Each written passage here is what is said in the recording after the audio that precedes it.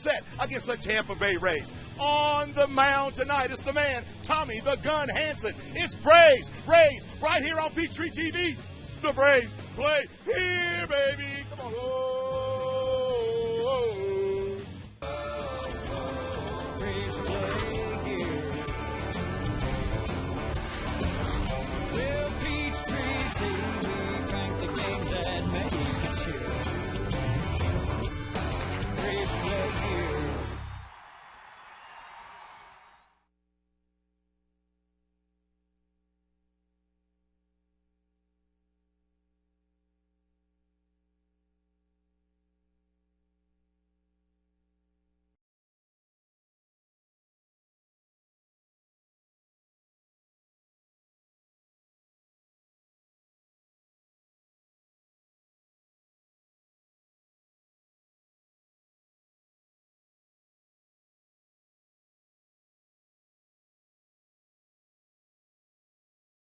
Tonight, the Braves with payback on their minds in Game 2 of a 3-game series against the Tampa Bay Rays, who took Game 1 10-4.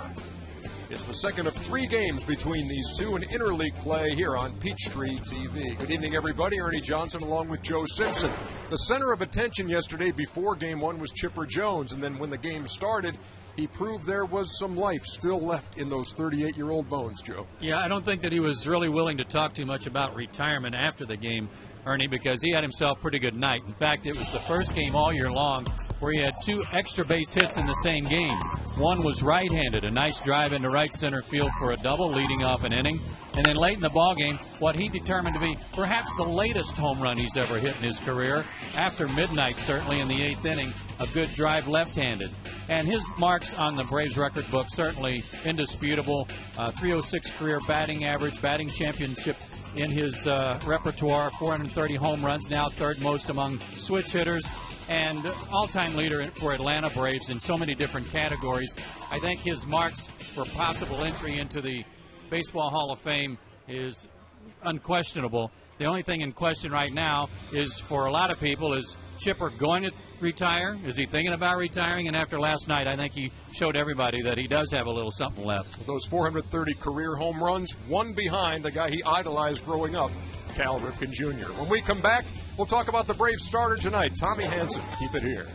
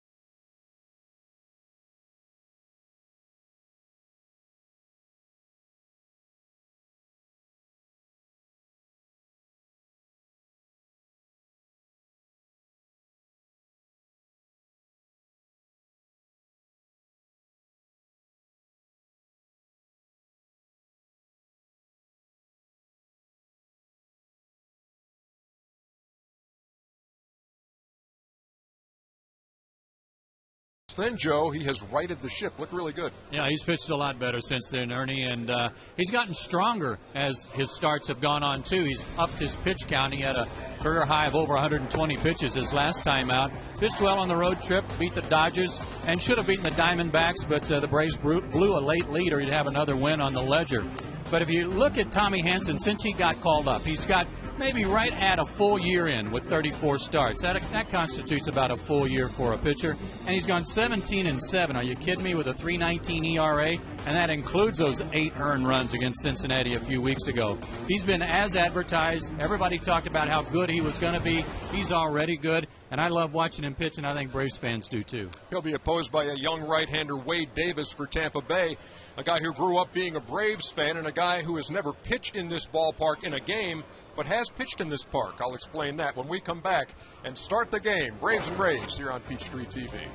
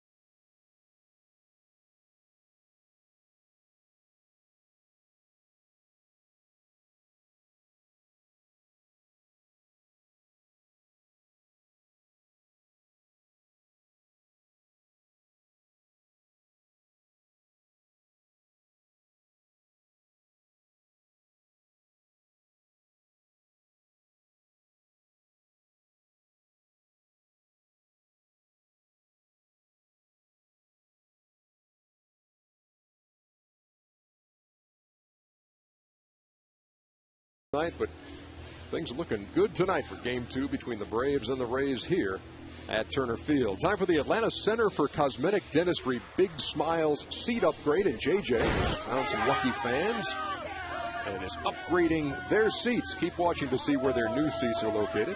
It's sponsored by the Atlanta Center for Cosmetic Dentistry. Great surprise to get upon your arrival at Turner Field. Let's take a look at the batting order, brought to you by Stone Mountain Park and Evergreen Marriott Resort. For great getaway packages, visit stonemountainpark.com. Here's the way Tampa Bay will hit. John Jaso, the catcher, again hitting leadoff. Carl Crawford couldn't keep him off base last night until his last at-bat of the evening. Evan Longoria with a 2-run homer in the course of that 10-4 win. Carlos Pena hits cleanup, then Ben Zobrist, B.J. Upton, Sean Rodriguez, basically the same lineup as last night, with this exception. Jason Bartlett is off the disabled list and will bat 8th and play shortstop for Joe Maddon's Rays. Wade Davis will do the pitching for the Rays, and Tommy Hanson on the mound for the Braves. 23 years old, 6'6", 220, out of Redlands, California. Makes his 14th start of the year. He's up to 6 wins, 3.69 ERA, just a 2.49 batting average against him on the year. He's only allowed 6 homers in his 75 innings. Has not pitched against Tampa Bay in his career. However, he has pitched against the American League East, and his career mark against the American League East, 3-0 with a 1.06 ERA in those interleague games. So outstanding work there. The defense behind him tonight, a little different than last night. They've got a right-handed pitcher going. So the Braves will counter with Eric Hinsky in left field. Cabrera moves over to center. Jason Hayward in right. The infield remains the same. Jones, Escobar, Prado, and Gloss third to first. Brian McCann will do the catching. Umpires for tonight and for this series behind the plate tonight will be Paul Emmel, who's a good ball and strike man. Billy Hahn is at first base. Gary Darling's the crew chief in his 24th year out at second base. And Bruce Streckman moves to third after being behind the plate last night. But as you said, Ernie, a beautiful night for baseball this evening. Let's get it going. John Jaso will lead off for Tampa Bay. Left-hand hitting catcher. 2 out of 6 last night. Every time you looked up, he was at the plate last night, it seemed. Hands it into the line. The first pitch. A little tight. 1-0. We talked last night about the unique situation of a catcher hitting leadoff.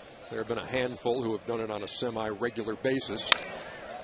As he skies this one towards shallow right. Hayward on the run. Prado back, and Hayward calls him off. 1 down. The way Jaso looks at it, I said, how about hitting leadoff? He said, I've never done it in my career until now. This is the first time. He said, but what it means to me is I'm in the lineup. In other words, put me anywhere. Yeah, and I like what Joe Madden's done because Jaso had been struggling. And putting him up there, getting a few more at-bats, especially batting in front of Carl Crawford. He's getting a few more pitches to hit. There is Crawford right in the middle of everything last night.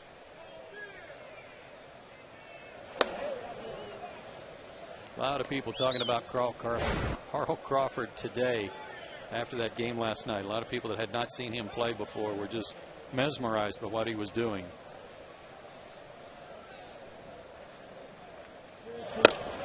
Takes a strike, 1-1.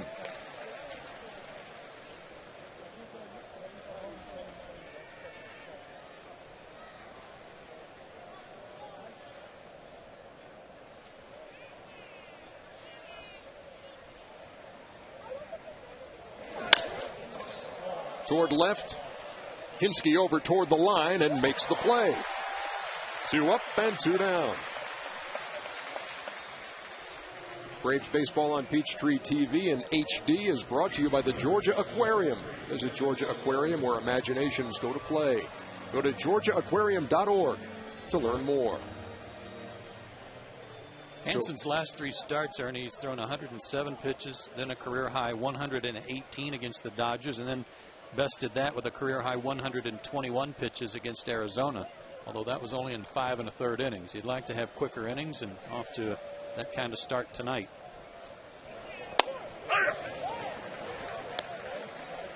Starts Longoria off with a breaking ball, 0-1. This is the guy who put Tampa Bay on the board right away last night with a 2-run shot, a towering shot to left, and the Rays were never headed. He checked it, but Bill Hahn says not quite. 0-2. Among the American League RBI leaders behind Cabrera and Guerrero.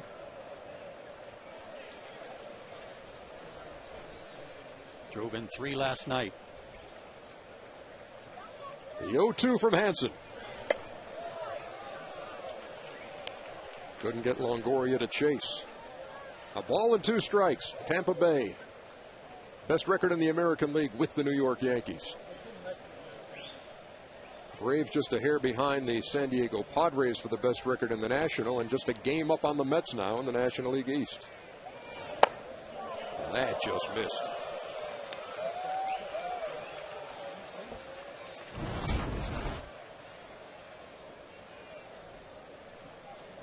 Boy, it just missed by a whisper, if it missed at all.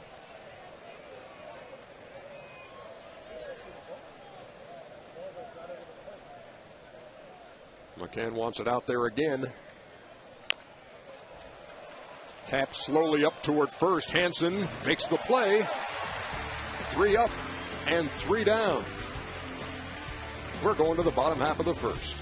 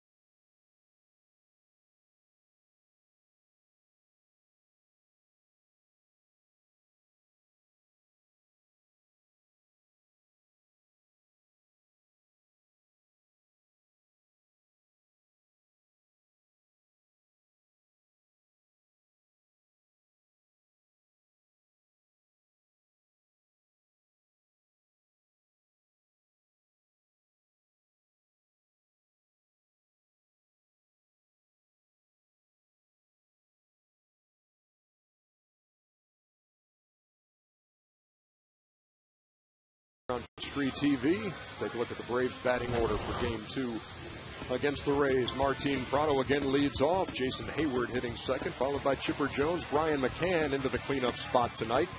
Roy Bloss is hitting fifth, and then Eric Hinsky playing left field tonight and hitting sixth. Then it's Janelle Escobar, Melky Cabrera, and Tommy Hanson doing the pitching. Wade Davis on the mound for the Rays, 24 years old, 6'5", 220 out of Lake Wales, Florida. His record is 5-6 with a 4.91 ERA, and he's working on 5 days rest tonight. And the numbers for him, not very good at all with a little extra rest. We'll see how he fares tonight. He has lost 3 of his last 4.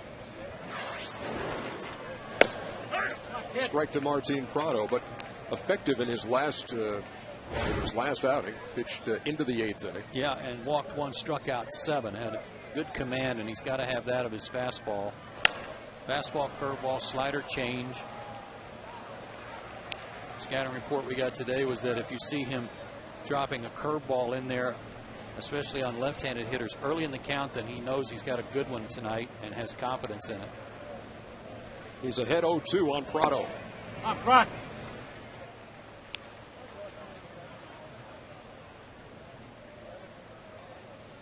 He won a battle at spring training for the final spot in the rotation with Andy Sonnenstein, who came out of the pen last night. That base front. Martin Prado has 92 hits, which is tops in the National League and just 1 behind Robinson Cano of the Yankees. You saw an example right there. If you've not seen Martin play, why he's such a tough out is that he can spoil good pitchers' pitches and be willing to take them to the opposite field. That's how you can rack up 92 hits and 30 multi-hit games. To short. Bartlett's first chance since he came off the DL. Throws him out. 1 down. And besides Jason Bartlett, here's the rest of the Rays defense for Joe Madden tonight. Crawford, Upton, and Zobrist, as fast a threesome as you can find in the outfield anywhere. Longoria, Bartlett tonight at short. Rodriguez and Pena the same on the right side. And John Jaso, the catcher.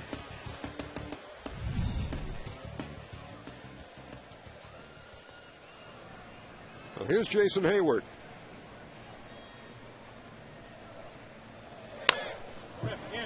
It will be interesting to watch tonight, Ernie. I had a chat with Terry Pendleton during batting practice about Jason and whether or not he was going to move up on the plate some, because it seemed like he was standing so far away, and Terry actually said he did last night.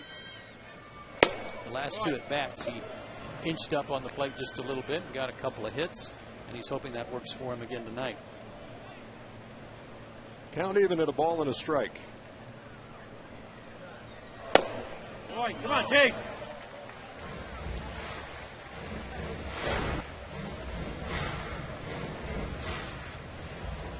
Couple of hits last night. Reached on an error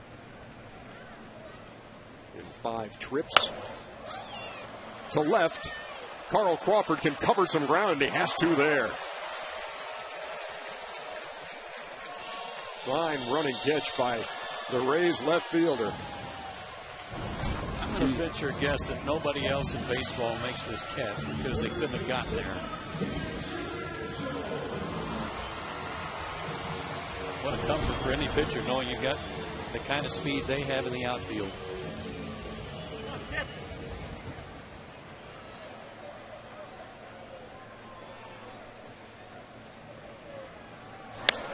Rep, get. Let's take a look at tonight's leaderboard, brought to you by the Sunshine House, a tradition of excellence in early education. With the 430 career home runs of Chipper Jones, 1 behind Cal Ripken Jr. He said to me before the game that he found something. He thinks he found something in his left-handed hitting swing that'll make a difference. And it certainly paid off for him last night in the 8th inning when he hit the home run. Did he elaborate at all? He wouldn't tell me what it was, and maybe because he wasn't sure if he's really landed on it yet. That's why he said, I think I found something. down in the dirt. I talked about Wade Davis having pitched in this ballpark before, and it had you on the edge of your seat. It has. 6 years ago, 18-year-old coming out of high school, and the Braves invited him up here just to get a look at it. So he did come up and threw 25 pitches off of this very mound. How about that? Said it was awesome, a thrill for a high school kid at 18 to come up to the ballpark he'd been watching on TV and get to throw. That went off Chipper's foot. Let's hope it's not as bad as the one that went off Infante's foot in Minneapolis.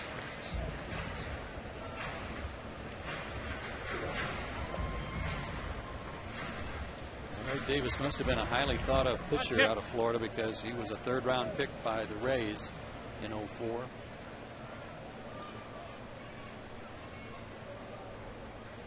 Comes the 2-2. Missed low, full count to Chipper. He's got a good fastball, mid-90s, right over the top with it.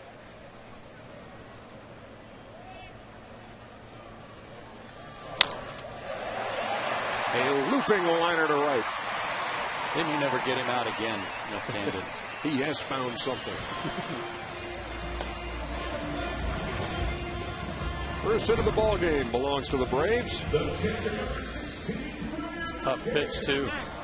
Might have even been a little below the knees, but he couldn't afford to take it and run the risk of getting called out. Kind of combed that one, Ernie. Kind of combed that one to right. Kind of combed it. Kind of finessed it over there. Here's Brian McCann.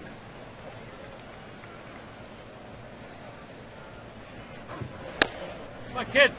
One of the heads-up plays last night with the steal of second base, which really produced a run. That's when the Braves were still in that game. It was 5-3, and then the Rays kind of blew things open in the 6th and 7th to win 10-4. Davis looks over at Jones and then comes to the plate. Does have a little giddy up. 94 there. Full-fledged shift on from Mac now with Longoria moving over to shortstop and Bartlett on the first base side of second that you see here.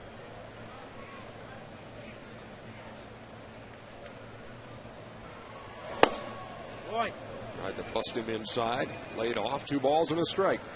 Just underway at Turner Field. Beautiful night for the second game of a 3-gamer against the Rays. Yeah, the Braves need a win tonight to avoid their first home series loss since April 20th to the 22nd to the Phillies. They're 7-1-1 here for the year. They had that 9-game home winning streak snapped last night. Chipper edges away. Wade Davis to the plate. Come on.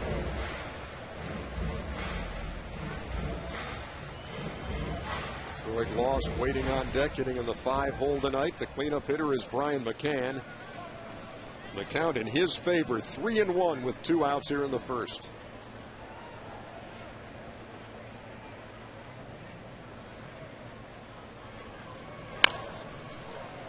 Brian McCann has real good numbers during day games this year.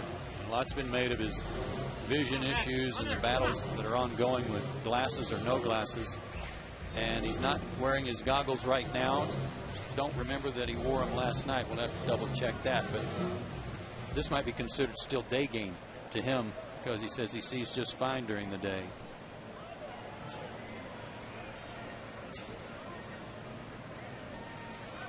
Payoff pitch to McCann as Chipper goes, and that's a mile high. And there are 3 Rays surrounding it. Who's going to grab it? Sean Rodriguez, the second baseman, wraps it up, and we are scoreless as we head to the second.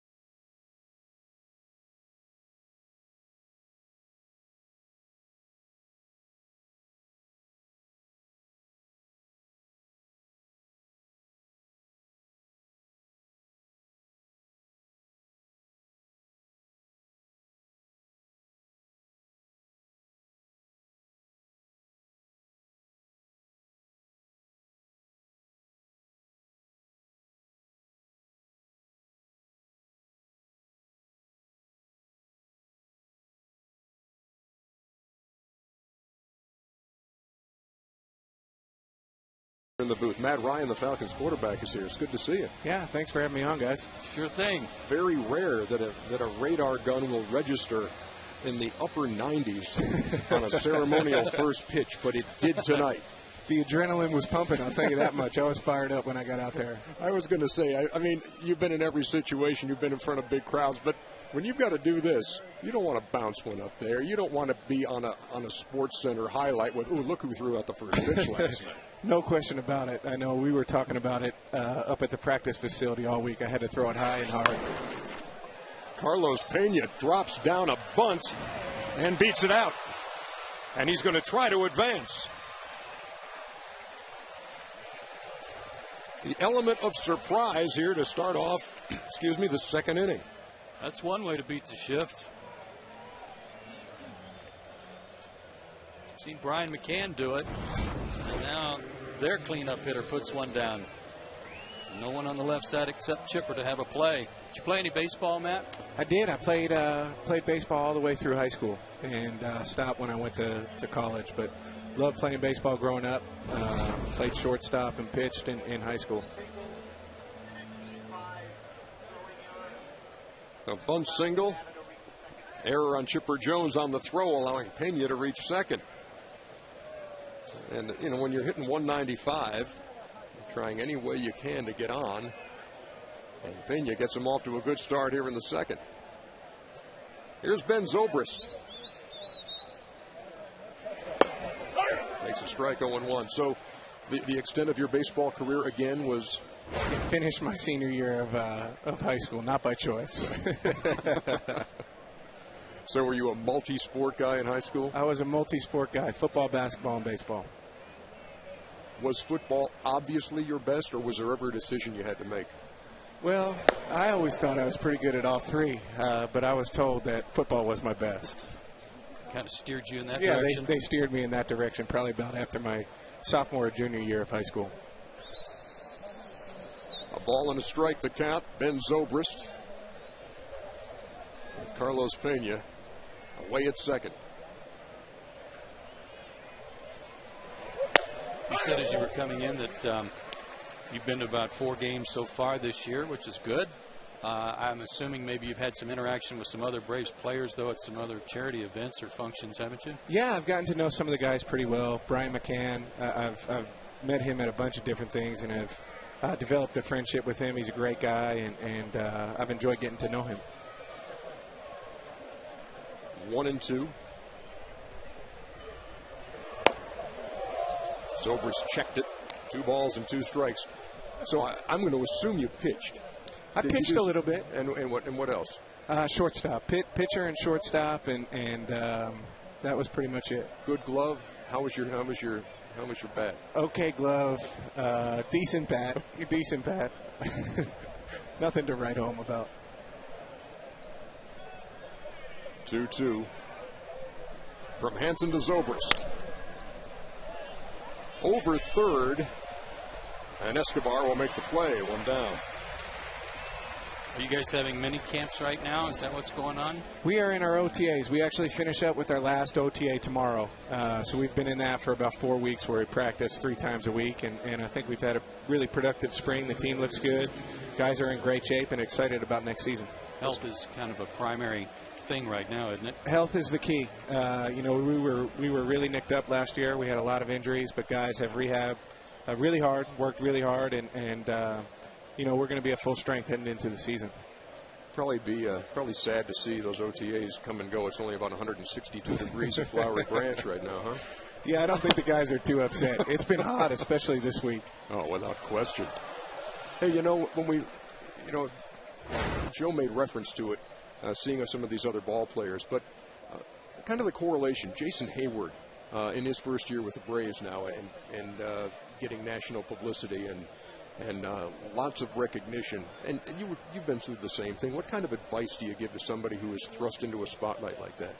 Well, I think the biggest thing is to remember what got you to the point where you're at. And I think Jason's done a great job with that.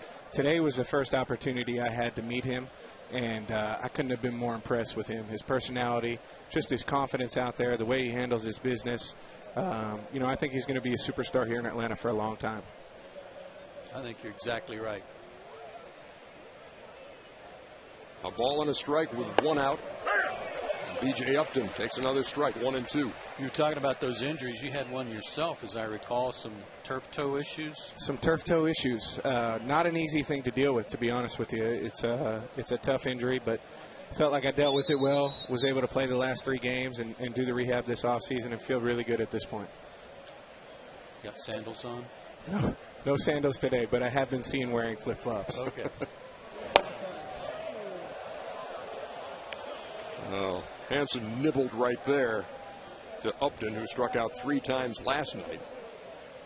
You have to come back another day. I'm not sure that maybe you did today, but come back, take some swings in the batting cage one day too. I was thinking about it today, but I hear that's an issue. Yeah, with the recent toe injury this past year, kind of pivoting on that, we wanted to stay away from that, and I think it was a good decision. Probably smart there. But I'll tell you, next year I'm chomping at the bit to get back out here.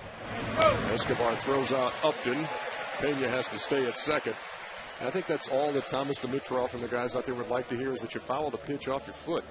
It's taken a couple of swings in the cage. That's all. It was innocent, guys. It really was. It's not a good time of the year for something like that to happen, and priority number 1 is to be healthy when training camp rolls around. I had a question for you. Back on October 25th, you guys are playing the Cowboys. You're down 24-14 at the end of the 3rd quarter. And right at the beginning of the quarter, you audibled to a draw play. What was that all about? This is such a setup, man. This is such a setup. We are in incredible detail in this booth tonight.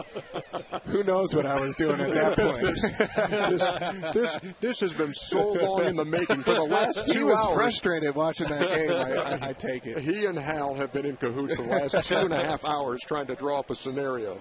I'll tell you what, that was a tough game for us. We went out there and struggled a bit that day. This is Sean Rodriguez. Just had to do something to post their jobs. That's all. Just to welcome you to the booth. We all make mistakes, right? We all make mistakes. He's got a 15-game hitting streak.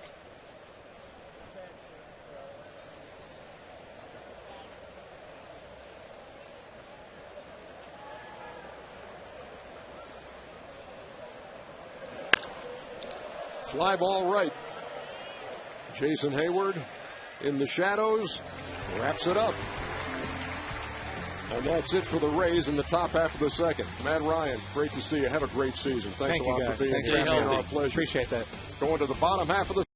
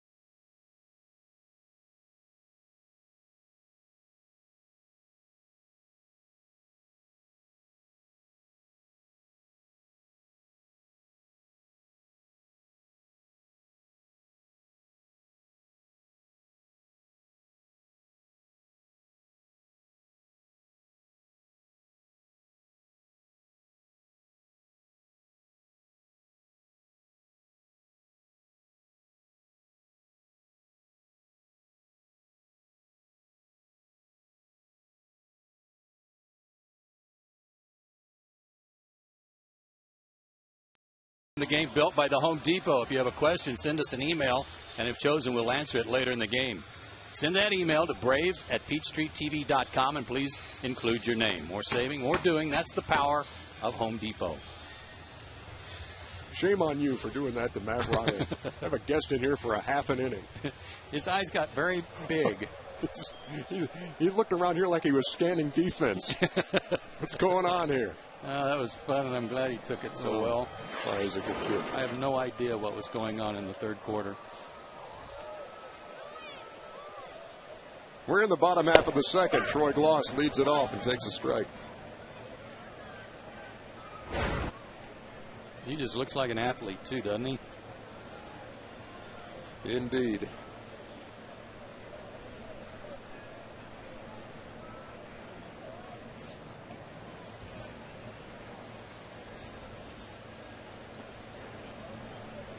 "13 home runs, 49 runs batted in for Troy Gloss as he leads it off here in the second. Takes outside, 1-1. Wade Davis, a cousin of Jody Davis, the former Cub, former Brave. Part of the reason he grew up as a Braves fan. Good slider there.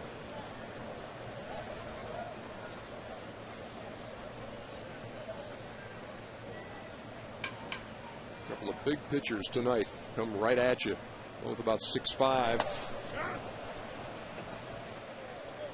They've got some big arms. Saw the guy last night, David Price. You got this guy tonight who's a rookie. Garza came over from the Twins. Shields tomorrow night.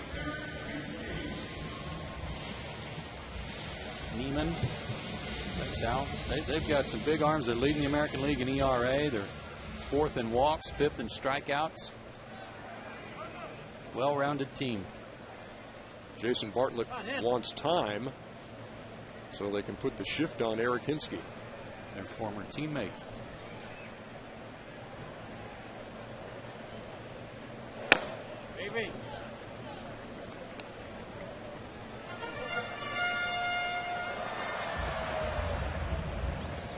Hinsky hitting .314.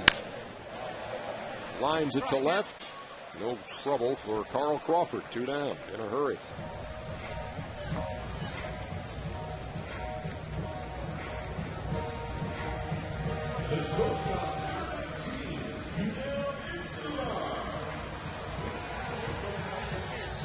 You know, it's interesting, Joe, to me. It used to be those shifts like that were reserved for just a few people. And you see Joe Madden using it frequently here in this series. Bobby Cox, too. You know, there's managers all over baseball that have a whole lot more statistical information at their hands. That's to the gap in right center. Escobar will dig for second.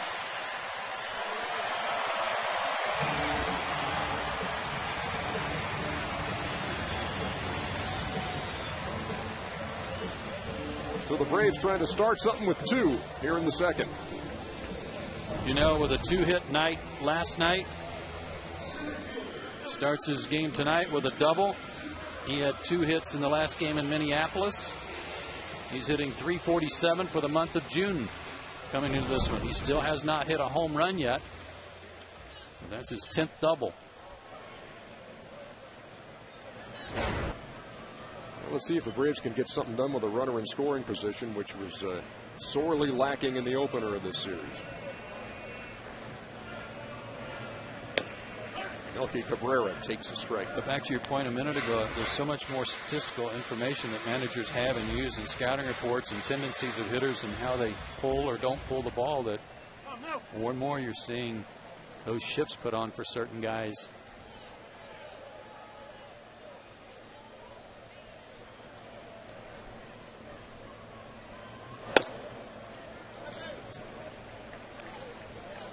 Ball and a strike.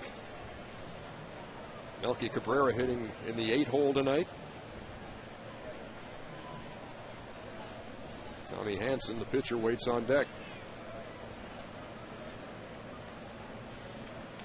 Be surprised if Davis gives him anything too good here. Yeah, but sometimes a young guy like Davis can get a little greedy, saying, you know, if I can get Cabrera, then I have the pitcher leading off the next inning and help shorten the inning.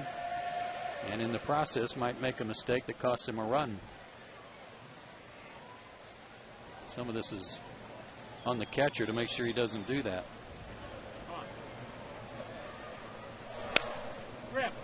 2 balls, 2 strikes. Guy's got a real fast, short arm action. Even though he's a big, tall guy, 6'5". He was pitching coach, former Astros pitching coach Jim Hickey.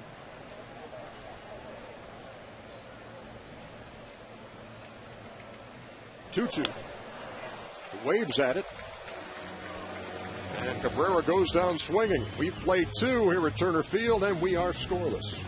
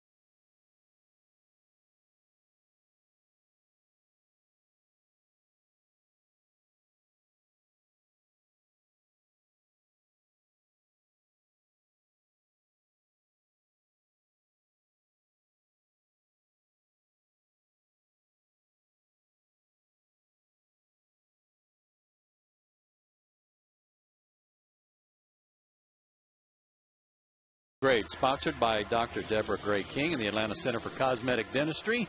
Great seats right there behind the tarp down the first base line. The Atlanta Center for Cosmetic Dentistry, the place in Atlanta to get a beautiful smile. This inning's pitching speed brought to you by the new Panasonic Viera Full HD 3D TV. With 3D this lifelike, can you still call it a TV? You know, we sat around after last night's game, ended around 1 a.m. We must have talked about that for a half hour. And we decided you can't still call it. No, I don't think you can. No. And the fun thing is we continued the discussion as soon as we got to the park today. Mm-hmm. Picked up right where we left off. Yeah. Really pretty exciting lives. Here's Jason Bartlett off the 15-day DL.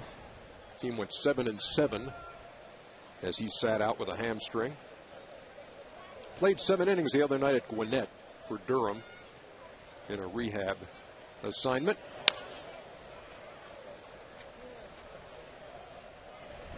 This was the play he got hurt on, trying to go up the middle to field a ground ball.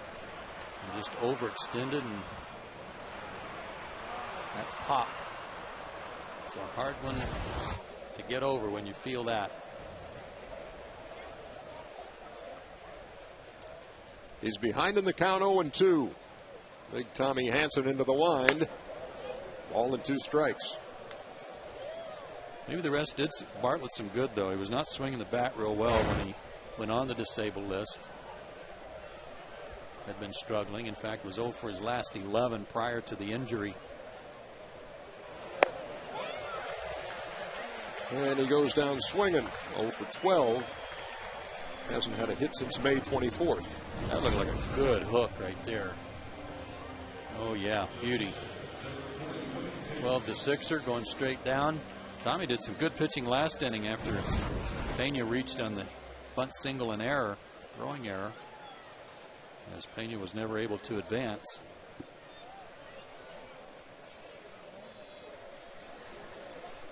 Here's Wade Davis. Joe Madden joking about this series, saying, yeah, 3 of my better hitting pitchers are all starting this series. Yeah. He was complimenting Davis, though, saying he was a good athlete, could swing it. Maybe he should let us be the judge of that.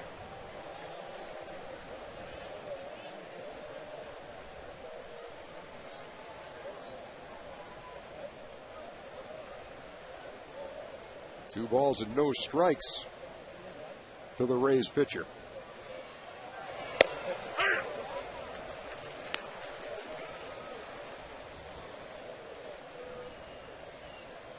If he swings about anything like his second cousin Jody,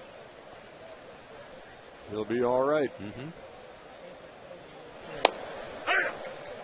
2-2. Paul Emmel gives you that quick call, doesn't he? It's nice.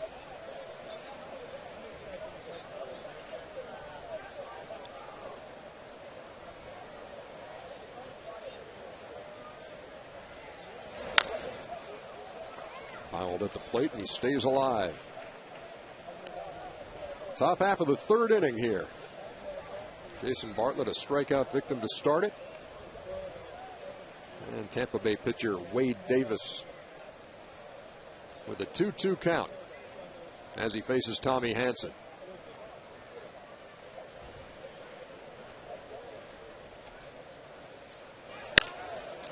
On the right side, Prado, nice play. Now. Martine's got some great range, especially to his left. This Tampa Bay team has never been over 500 on the road for a season, which is surprising given they won 97 games just a couple of years ago and got to the World Series. Check them out. Everybody happy for Davis for making contact. But they're 23-8 this year on the road. That's the best road record in baseball, and no reason to think they will be sub 500 this year. Top of the order now, and John Jaso.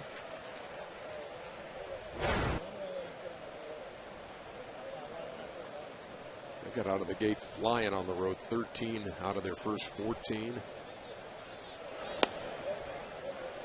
Well, I liked what you mentioned last night that Madden said about getting off to a slow start. They just couldn't afford it in their division. They had to come out of the gates after spring training hot, and they did.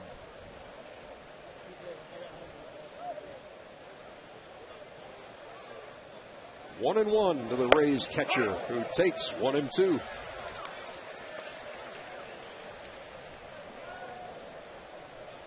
Yankees and Rays in that dead heat. And all 4 of those teams, I think, will hang around close enough to make it hard on each other. Blue Jays are a good ball club. Tommy Hanson's dialed in. 2.5 in the books. No score.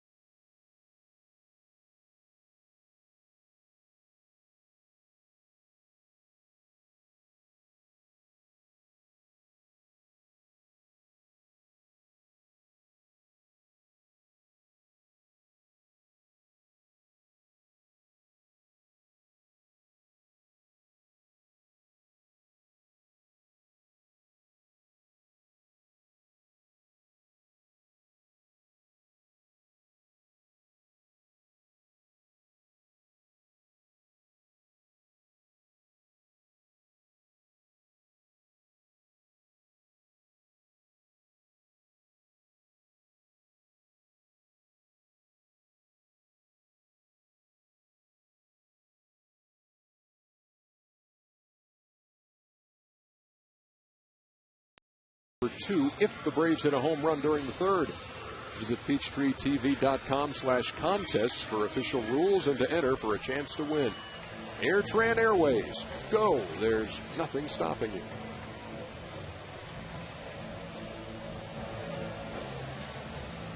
Clouds bubbling up, but hopefully they'll stay away long enough for us to get this one in tonight. Good ball game underway here.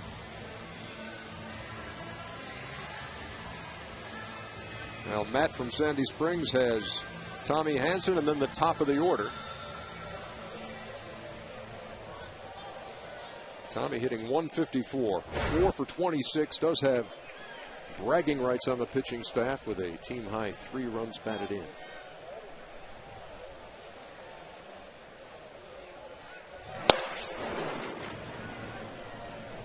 Thanks, Tommy.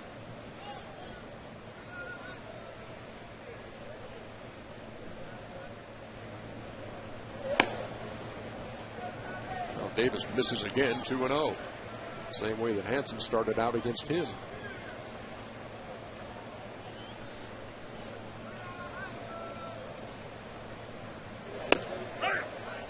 Madden was proud of the fact that in that last start, even though he lost 3-2 to the Blue Jays, Davis had only walked 1 guy versus 7 strikeouts. Much improved ratio there for him. Tommy couldn't catch up to that one. 2 balls and 2 strikes.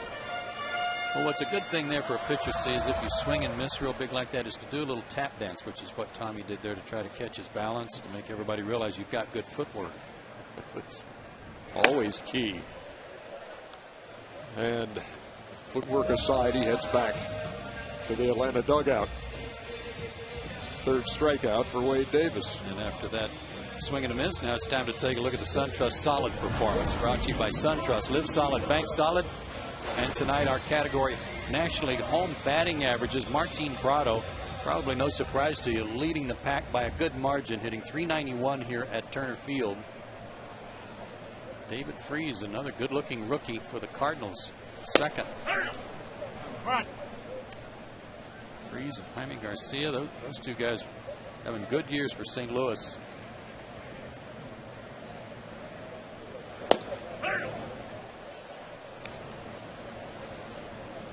Cardinals and the Reds in a dead heat in the NL Central.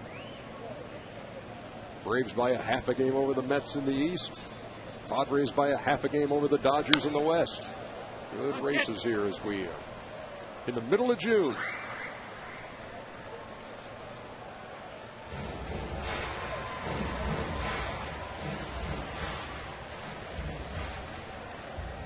The 0-2 to Prado. He asked for help. But Bill Hahn says no go. All the 2 strikes. When Martin was batting 2nd, he was having a good year. But batting 1st, it's gotten even better. Number 1. Batting 1st in the majors. Deep in the hole, it's short. Bartlett will never get it.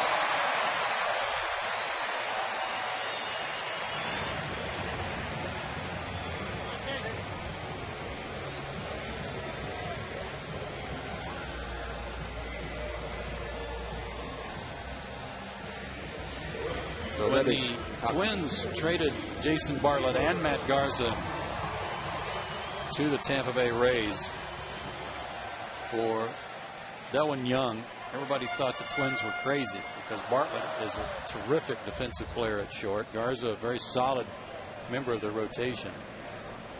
Young has begun to repay the Twins by getting in better shape this year. He's putting up some pretty good numbers.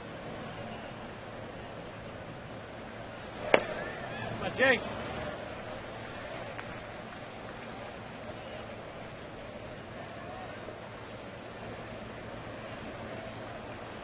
Martin Prado on with his 93rd hit of the season. Don't know what Robbie Cano has done so far tonight for the Yankees. Here's Hayward, who is in the middle of a little home run drought here. Last 74 ABs without a haymaker.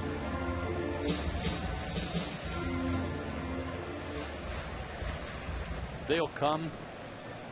I wouldn't be too concerned about that.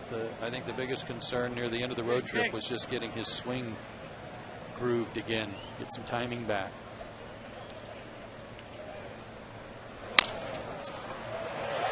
Into right field for a hit. Prado around 2nd. He's in at 3rd. Runners on the corners, 1 down.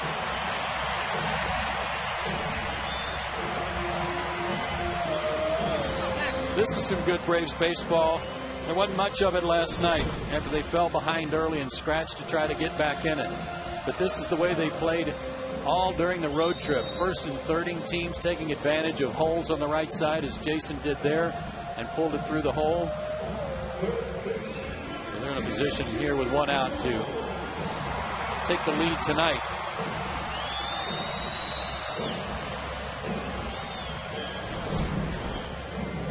And they've got Chipper Jones at the plate to try to get something going here. Runners at first and third in a scoreless game. He's 8 for 11 in getting that runner in from third base in less than 2 outs. That's good.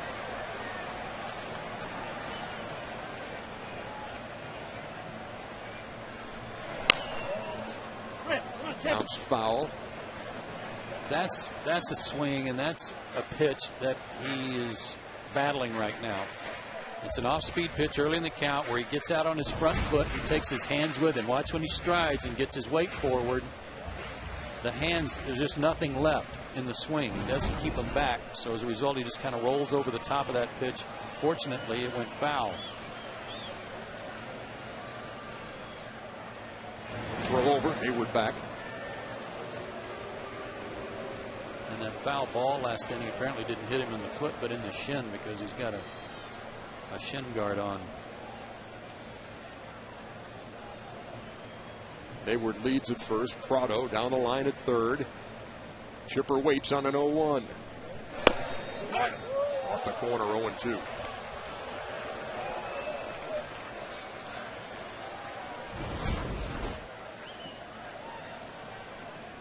Generous strike there that time from Paul Emmel.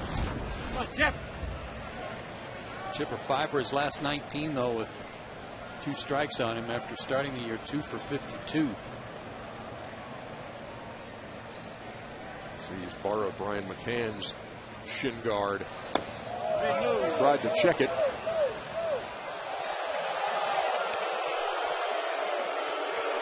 Paul Emmel saying it was a foul tip. Couldn't even appeal on the check swing. Here comes Bobby.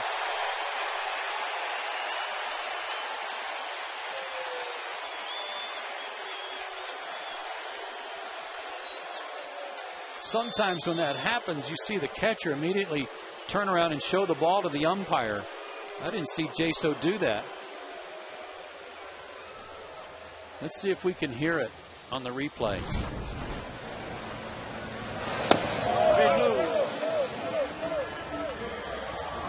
See, the catcher never even turned around. I think it's because it might have hit the dirt first. No dirt.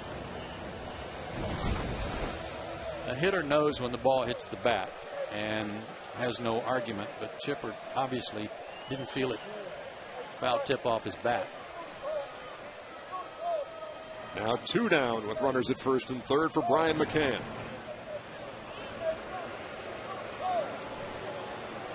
And after the way Davis pitched Chipper, I think at least the first pitch or 2 here, Brian can look for something off speed. Come on, Mac.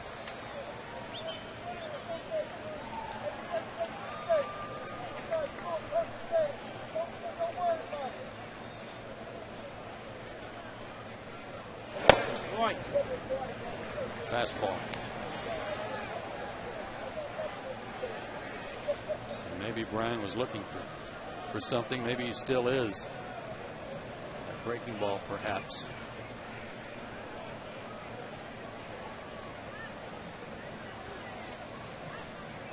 Braves just 1 out of 17 with runners in scoring position in this series.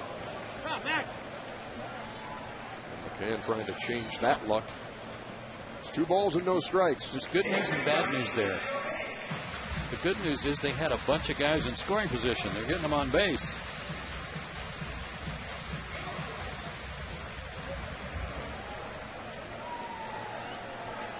Banged out a lot of hits last night, but were outscored 10-4. They've got 4 hits tonight to the Rays 1, and the game is scoreless in the bottom half of the third. 2-0 to McCann. 3 of them. Fastball away. Curveball down and in the dirt. Fastball down and in. almost as if they're thinking of working to Troy Gloss instead.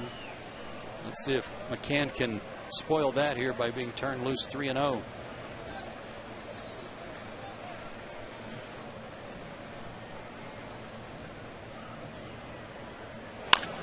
Green light, line drive, right field. The Braves are on the board. Hayward chugging toward third, and they will hold him there. Ryan McCann knocks in the game's first run. A ringing double to right.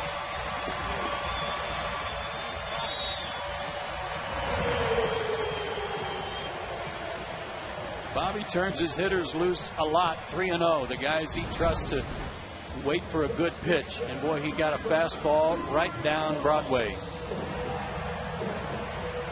Even Jason Hayward with his great speed, though, wasn't able to score from first as Zobrist got it in quickly. But an opportunity here for Gloss to add a couple more.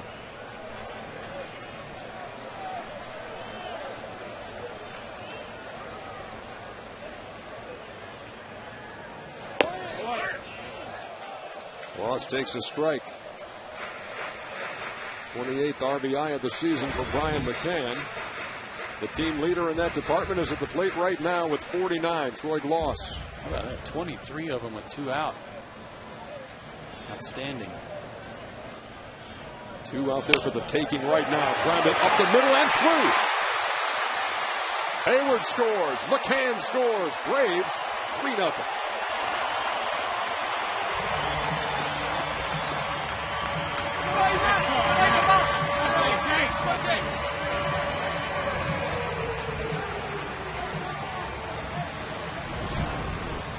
If in late April anybody had told you that Troy Gloss would have 51 RBIs on June 16th, you would have just waved him off and laughed him out of town.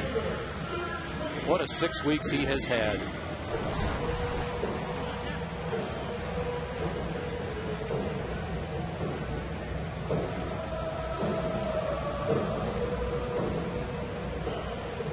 So the Braves jumping on the Rays for 3 here in the third.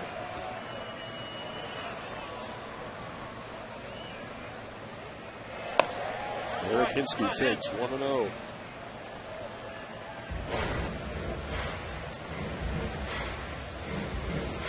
They're going to invite Hinsky to put down a bunt if he wants to. They're not going to have Longoria come in and play third. He's still at short.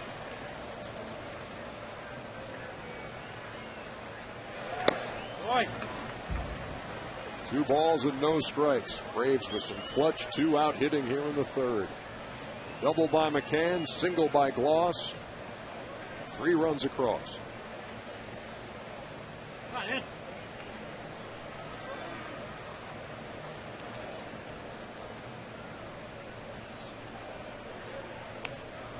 He did try to lay one down.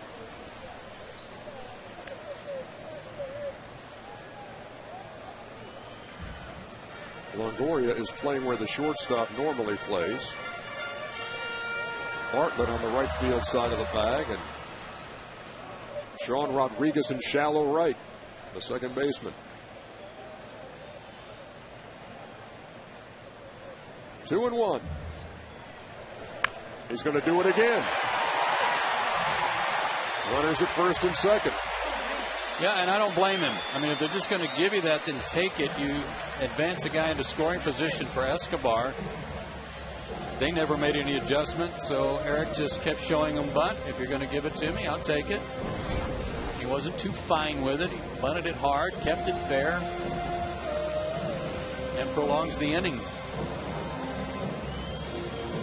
If nothing else, it makes him think twice about it his next time up if he's got somebody in scoring position where they can't overplay him quite so much. Because fans a lot of times will see a situation like that and say, why doesn't the guy just drop a bunt down there in the open space? And Hinsky said, yeah, why not? Yeah.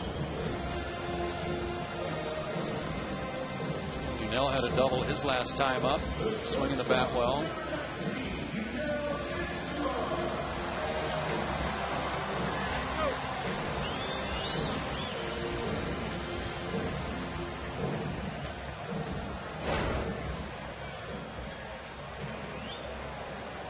First and second. 2 out, 3 in.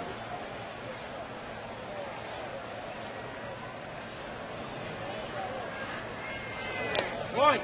That's game. Escobar takes 1-0. Good stop by Jaso. Wade Davis has struck out 2 in this inning. Everybody else has reached. Singles by Prado and Hayward. Double by McCann. Single by Gloss. Bunt single by Hinsky. Escobar hits it sharply. Bartlett makes the play, the force at second, but the Braves score 3 in their half of the third. This has been the Airtran Airways home run inning of the game. Be sure to register at Peak.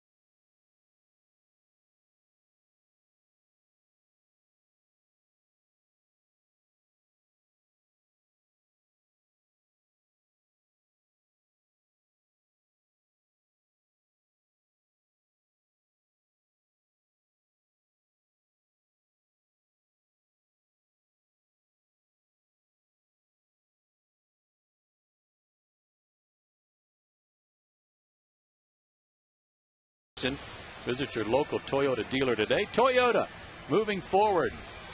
The top 2 saves leaders in Rays history also played for the Braves.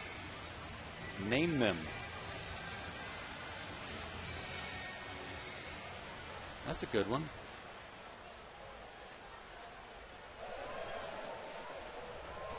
I'll mull that over, and then I'll ask Hal. Might be a little early for Rafael Soriano.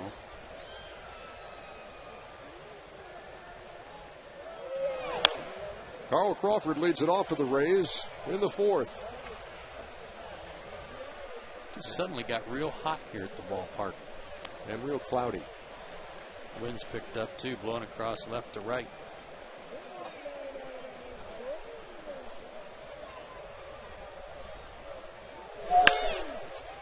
Grounded right at Prado. Down.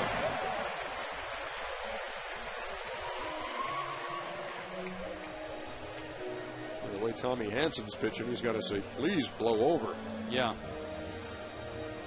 Work quick, get some quick outs.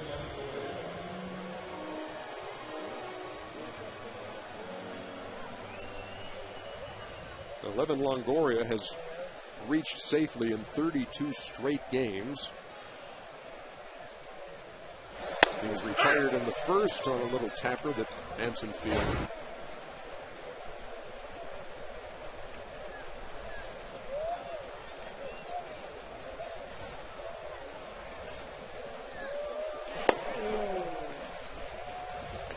Ball and a strike.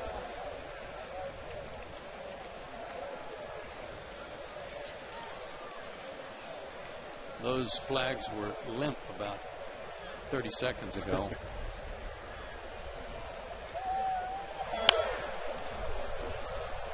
But we're in one of those patterns.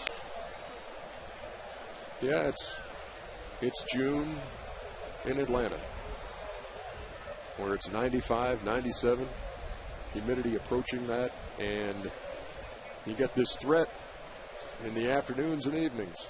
We got a bunch of it last night. Have dodged it so far today. And we're in the fourth. Just checked with Flip Feinberg down in the truck, and he's scanning the radar.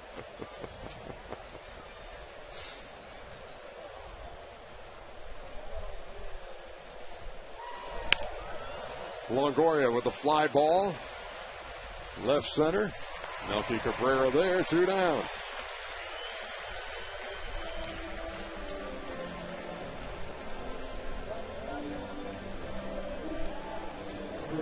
Only one Ray has reached. And it's the guy at the plate now, Carlos Pena, who dropped down a bunt. As the Braves had the shift on to lead off the second.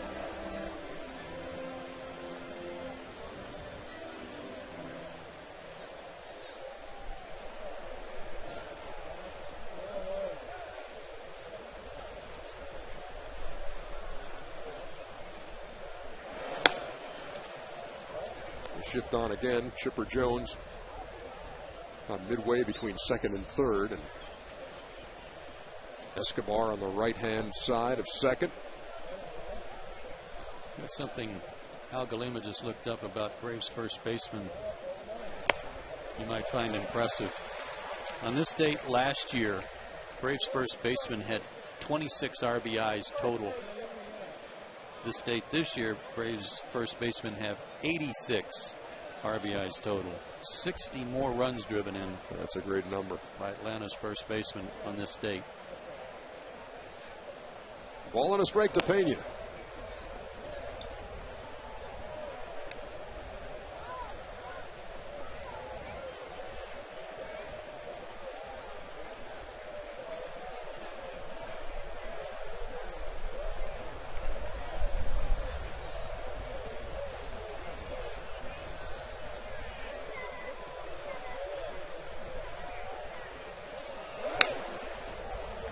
Straight back, had a good cut.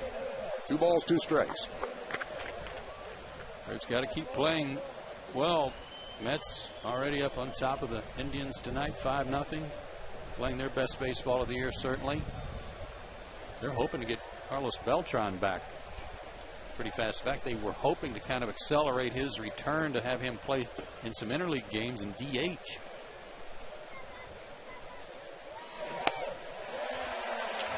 He waves at it. Another strikeout for Tommy Hanson. His third of the night. We're through 3.5, and the Braves are on top, 3-0.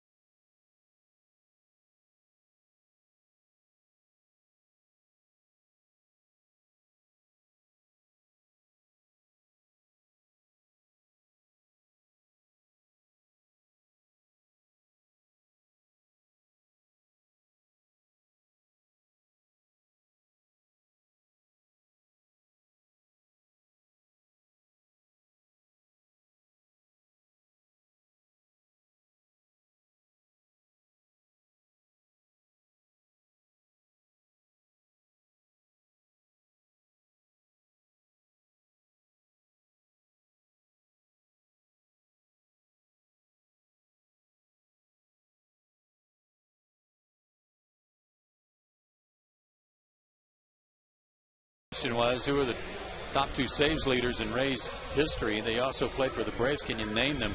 I don't have anybody in mind except, of course, Rafael Soriano, because he went over there this year and he's got 16 saves this year. 16 for 16. Yeah, but help us out here. Wow. Never would have gone there. That was a tough one.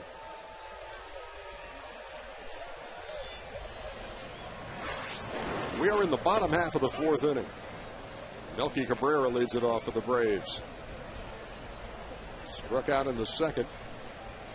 One of 4 strikeouts by Wade Davis, but the Braves touched him for 3 runs in the third.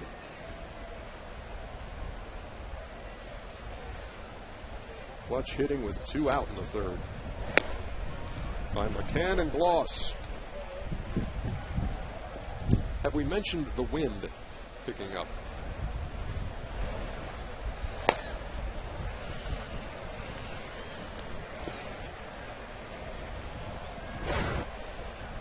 Three balls, 1 strike. That's that great Dolby Digital 5.1 surround sound enhanced in the truck. This is actual. The stuff in our mics, that's actual. You know, the Wizard of Oz stuff they're adding down there in the truck. Full count. Tap towards second. Rodriguez, Stepena, 1 down. You know, on this date in baseball history, 86 years ago, a right-hander was born in Vermont, Brattleboro, Vermont. Wow. Happy 86 to my dad, Ernie Sr., the right-hander out in Cumming, Georgia. Mom and Dad both celebrating birthdays within the same week. So Mom, Lois, 82, and Dad, 86 today. Golly, that's great. Outstanding. Happy birthday to both. Happy birthday to you. Happy birthday to you. That's some more fine work up at the truck. That is heartfelt.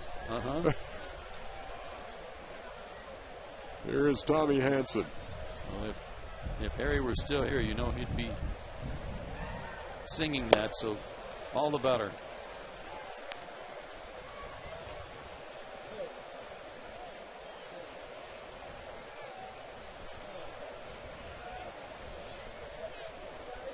Pitcher against pitcher here in the bottom of the fourth.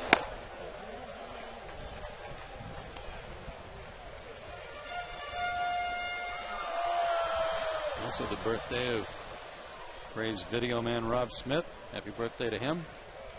He's also 86. Yes. Some days he feels like it. Tommy Hanson, a strikeout victim for the second time.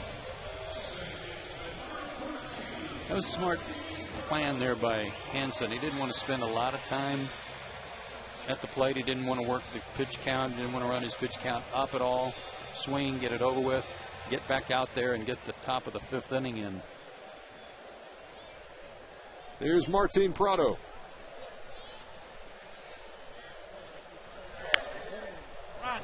He got that 3rd inning rally started with a single. And has scored 1 of Atlanta's 3 runs.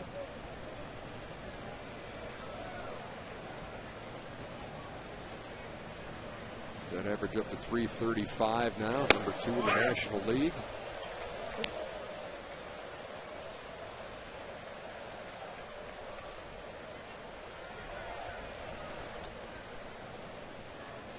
Big Wade Davis into the wind. Fly ball center. DJ Upton, easy as you please. And that's an easy inning in the 4th. Braves lead 3-0.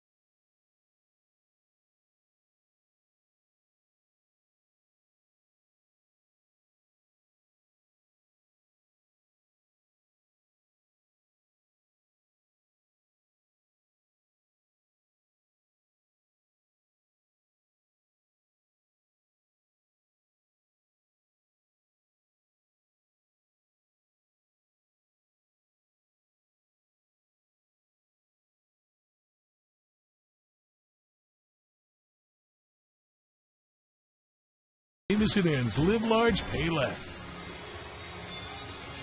We welcome you back to Turner Field, top half of the 5th inning. And Joe, I think we talked earlier about elevated pitch counts a little bit for Tommy Hanson recently, but this has been an economical 4 innings so far. Been outstanding for him. Only 49 pitches through 4 innings. And again, he was over 120 pitches in his last start and only went 5 1/3. He was very aggressive from the start tonight. Not necessarily going for strikeouts, just making them put it in play, and it's really been helpful in the pitch count department.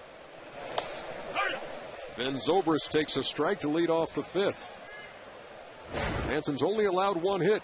That was a bunt single by Carlos Pena, who reached second on a throwing error by Chipper Jones, but was stranded there. Hanson has not been in trouble and has been razor sharp, 0-2. He's really mixed up his first pitch to these guys too. Finishing up or in the middle of going through the order for the 2nd time. Strikeout number 4.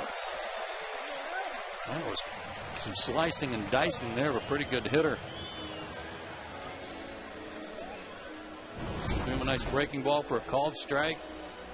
Cut fastball, and then maybe a little slider or cut fastball there that was biting in and down a little bit, and Zobrist was tied up. It's like the old Vegematic. Makes hundreds of julienne fries in seconds. I didn't know that. That's what I remember from that spot. Slices and dices. And a strike to B.J. Upton, 0-1.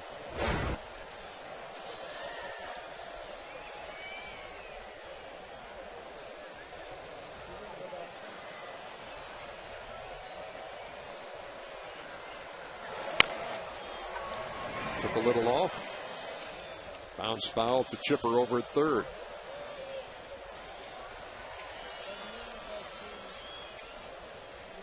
Wow, that was unusual. A bouncer off the dirt to Chipper, and the umpire said, "I'll just give it back to him." They didn't put a new ball in play. That doesn't happen too often. Hanson probably said, "Give it to me," before they changed their mind. Yeah. Oof, he just blew up and away. See, when he's not trying to overpower everybody, his fastball is that much more effective. That was 94 miles an hour. And at times, Tommy's been accused of maybe getting away from his fastball too much with his cutter, falling in love with that. But tonight he's had excellent breaking stuff to set up the fastball. He's set down 11 in a row. 5 strikeouts. And no walks.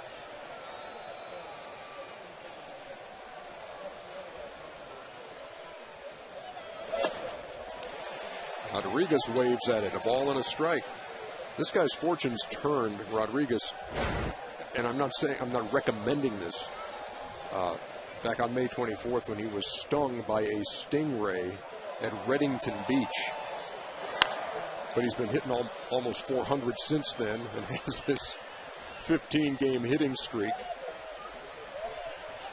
which he's trying to keep alive. He flied out to right his first time. Braves have an off day coming up Monday. There might be a couple of guys headed to Reddington Beach before they go to Chicago. Just a quick day trip. Just do a little waiting. A quick dip.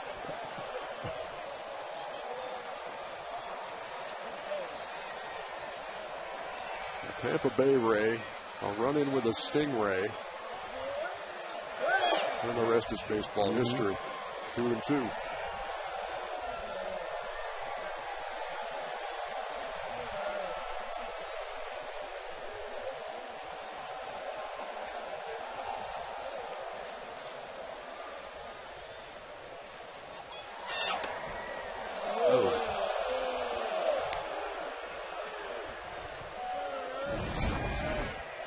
See if it stayed in.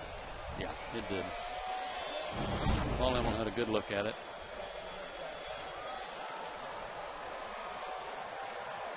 Payoff pitch to Sean Rodriguez.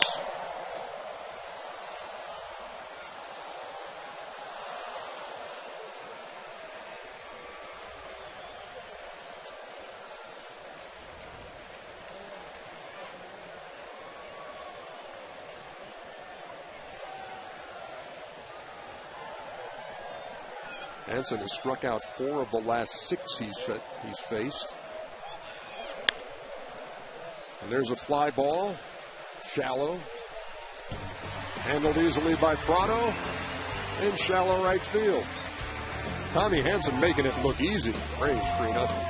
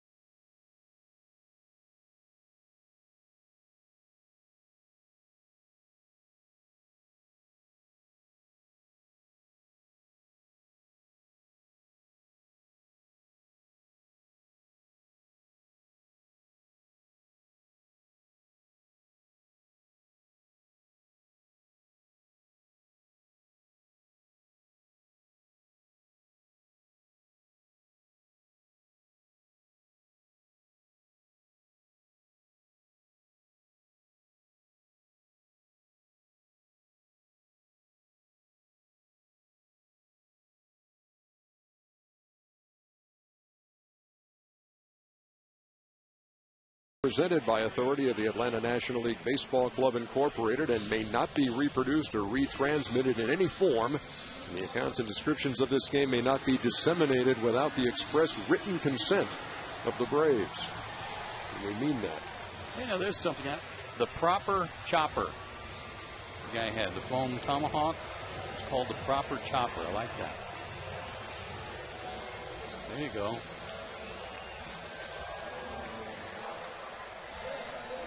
Another good crowd out here to watch interleague baseball between the Braves and the Rays, and Jason Hayward skies one to right.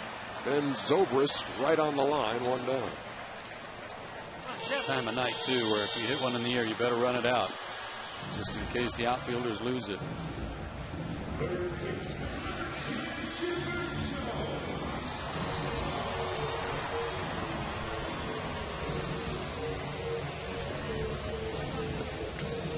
Chipper is singled, struck out on a foul tip in the 3rd. There must have been some birthday celebration at the Jones household. What do you say, 30 10-year-old kids? That's always an adventure. This should not be for Carl Crawford. Well, the wind really knocked that down. Yeah, Chipper's folks flew in for Chipper's son Shea, 10th birthday.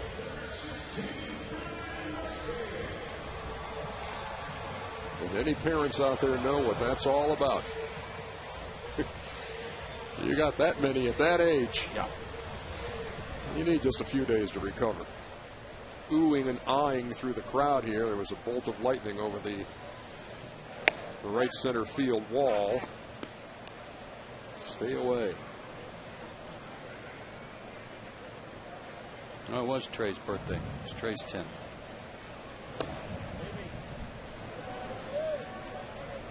Ball and a strike to Brian McCann.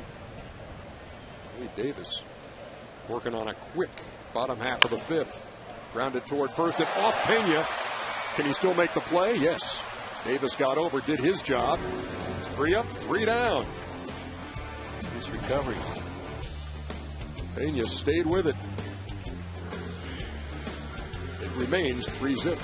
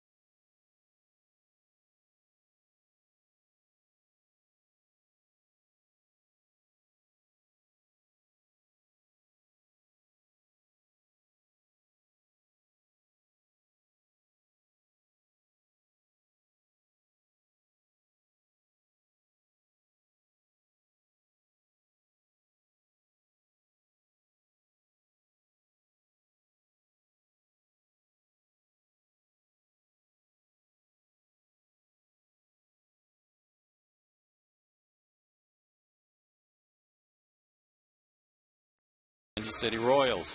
Each ticket package includes 2 tickets, a free hat, and access to an exclusive pregame parade. Order today at Braves.com/Father's Day. Always look forward to that day. Father's Day is a great one because it's all about us. It is.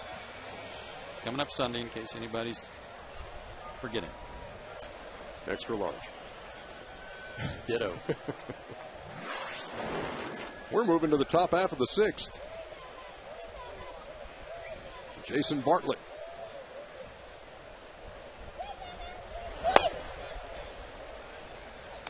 Struck out in the 3rd in his return to the Tampa Bay lineup. Hank Blaylock has a bat in the on-deck circle to hit for Davis.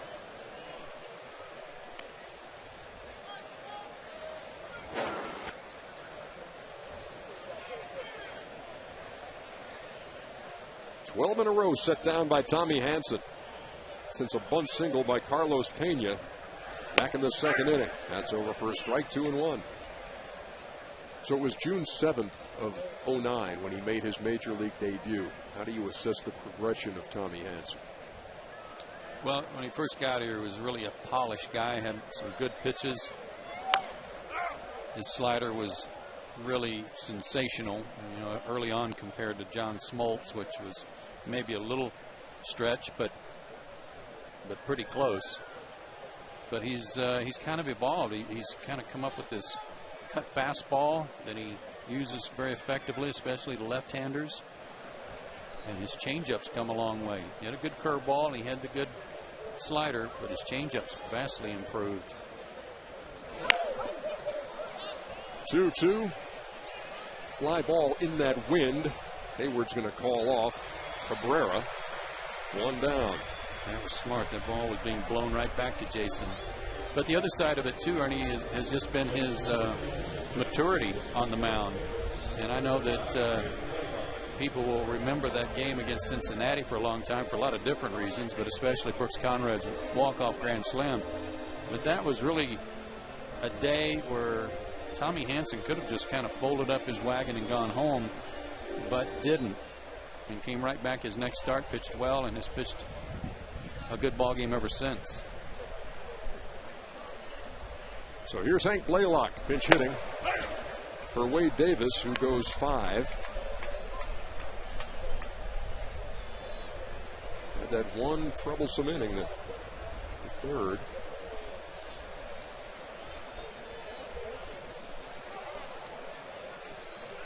And the Braves scored 3 times. It is a 3-0 game. 3-7-1 for the Braves, 0-1-0 for the Rays.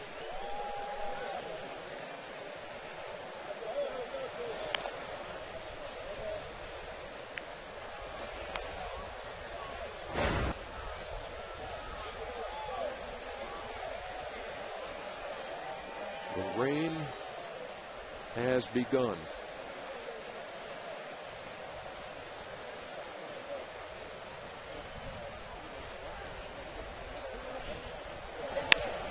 Right back up the middle. Escobar had him shaded that way, but he got enough of it to muscle it into center field. Only the 2nd hit of the night for Tampa Bay. Snaps a string of 13 in a row set down by Tommy.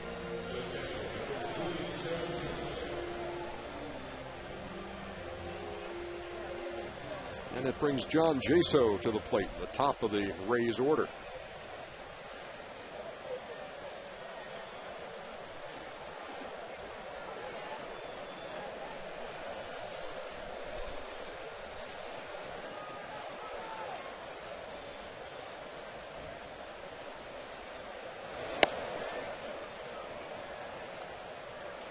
Ball and no strike to the Rays catcher, who was 0 for 2. Flied out to right, struck out in the 3rd.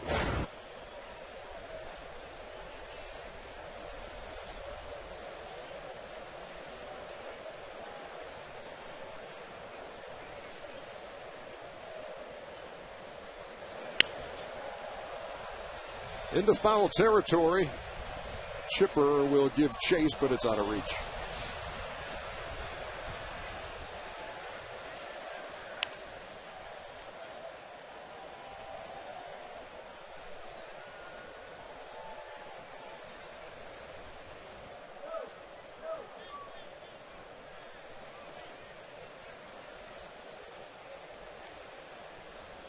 If you're just joining us, top half of the 6th inning.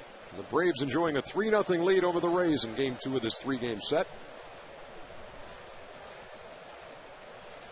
1 down, 1 on for Tampa Bay. Laylock doesn't have much of a lead over there. Hansen with a toss over. We showed you those numbers at the beginning of the broadcast. If you missed them, 34 career starts for Tommy Hansen since he got called up just about a year ago, and he's 17-7, and his longest losing streak is 2 games.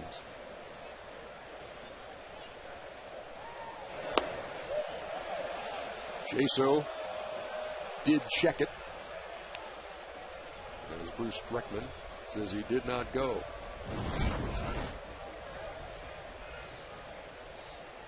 Got it stopped. Hands able to stop the barrel of the bat.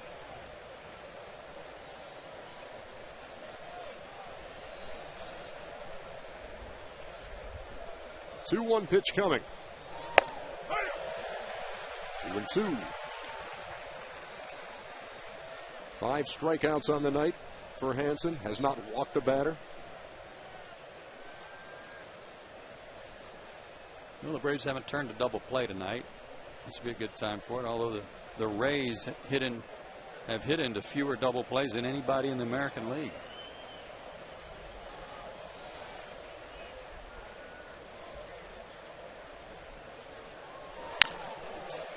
To the gap in right center. Cabrera will cut it off. Jaso will dig for 2. Here's the throw, and he's in.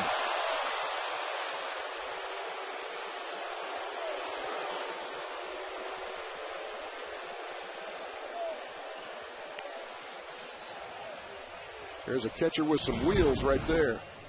It's a good example of why they don't hit into many double plays. They do have good speed, and they hit a lot of line drives. Cabrera's throw looked like it was on target. A little bit of a short hop for Escobar. But Jaso beat it. And Tommy in his first real pickle of the night. So back-to-back hits, a single by Blaylock, the pinch hitter, and then a hustling double by Jaso. And here's the troublesome Carl Crawford. Ball gets away from McCann, but look at the bounce. And they got him. Joe Madden's out immediately.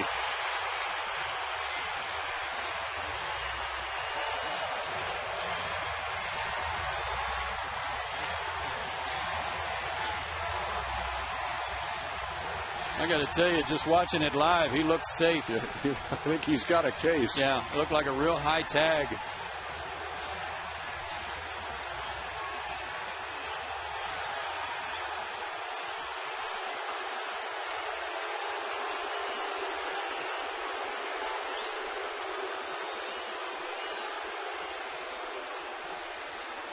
Well, he's had his say with Paul Emmel, and we've got a few looks at it. Ball came right back to McCann. A high toss back to Hansen, and it definitely looked like the foot got in there first. Yeah. So break for Atlanta. And a couple of breaks. A great carom. Yeah. Back to Brian McCann, and then a fortunate call from the Braves side by Paul Emmel.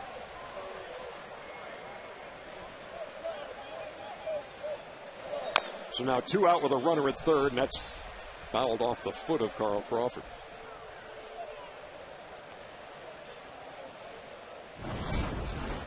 Again, the toss back to Hansen was high, and Tommy at 6'6" got to go a long way with the tag from his shoulder down to the runner, and it just looked like fairly certain there that he got him on the knee when the foot was on the plate. It was a late tag. So now 2 down and a runner at third, and a 1-1 count to Crawford. Now 1-2.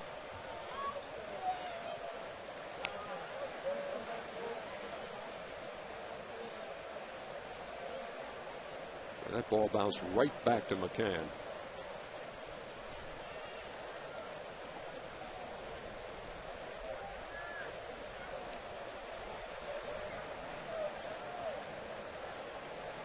Crawford hitting .377 with runners in scoring position for the year.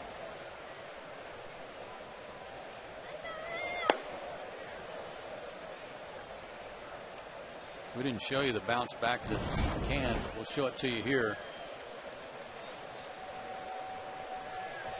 Came off the sign.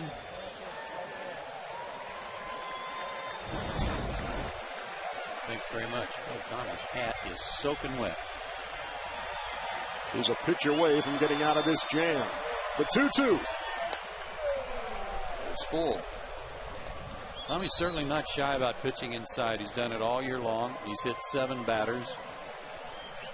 No one else on the team has hit more than 3. Hudson and Venners have each hit 3.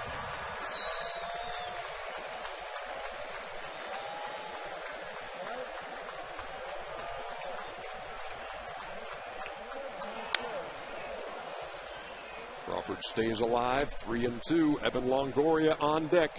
3-0 game. Maybe Henson's best fastball of the night at 95. You don't want to see Longoria hit here with a couple of guys on. Got to make Crawford put it in play.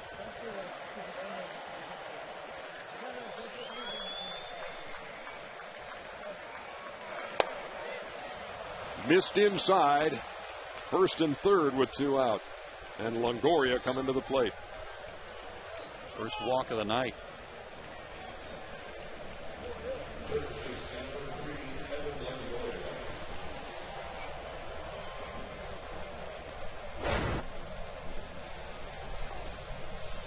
This is the danger zone here in the 6th. I've heard it said by pitchers many times, you don't want to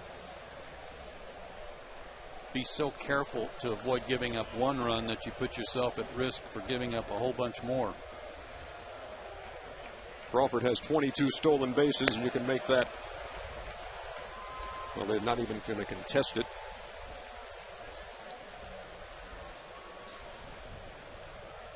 But the fact that they were holding him on, that'll be number 23.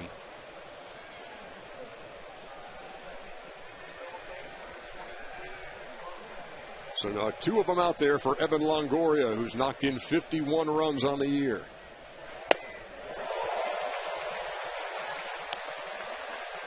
That doesn't get cheated, does he?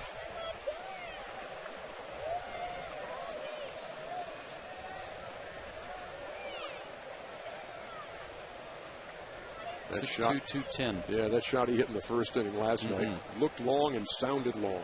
Yes, it did. The 1-1 took something off. A ball and 2 strikes. He didn't like this call, but it looked like a good pitch. Curveball that was a high curveball. But he gave up on it too soon. Well, let's see what Tommy Hanson comes up with here. A 1-2 count. 2 runners in scoring position in a 3-0 game, and the dangerous Evan Longoria at the plate.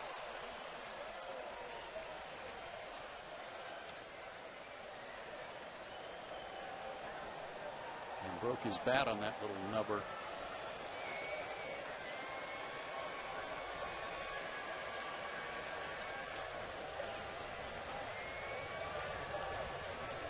Doesn't have to throw him a strike.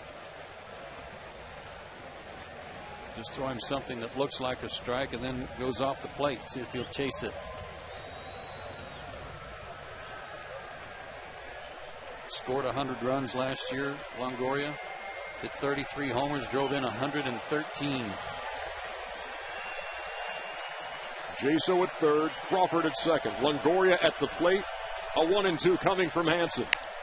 Fly ball, right center. Cabrera calls off Hayward, and Hanson's out of trouble. The shutout intact. It's 3-0 as we go to the bottom of the 6th.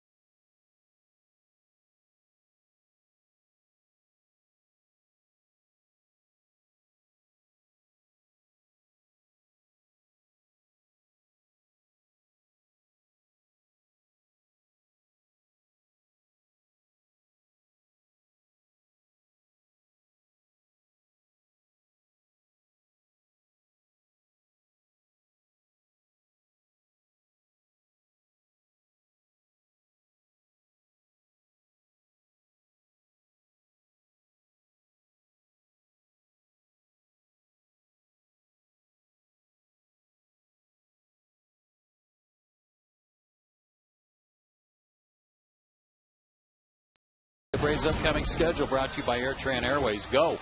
There's nothing stopping you. One more game with the Rays tomorrow night. That'll be Tim Hudson against James Shields. We'll have it for you beginning at 7 o'clock right here on Peachtree TV. And then the Royals come to town over the weekend.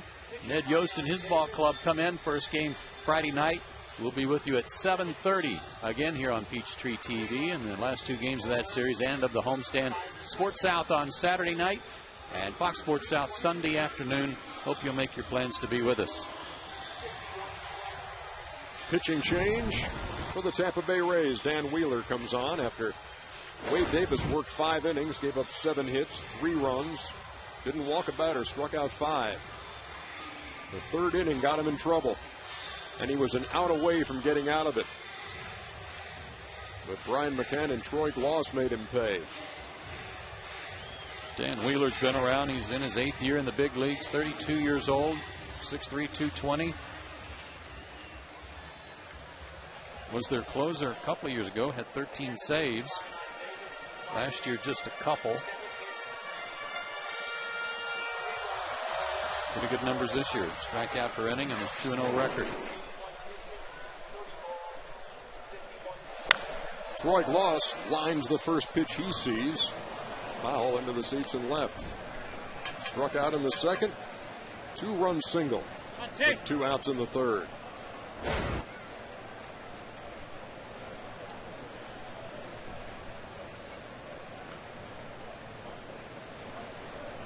Gloss, Hinsky, and Escobar here in the Braves half of the 6th.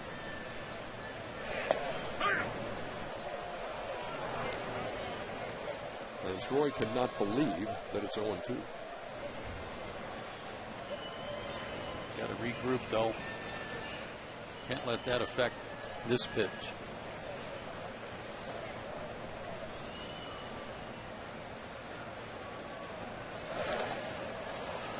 In the dirt. Chaser will throw down. 1 down.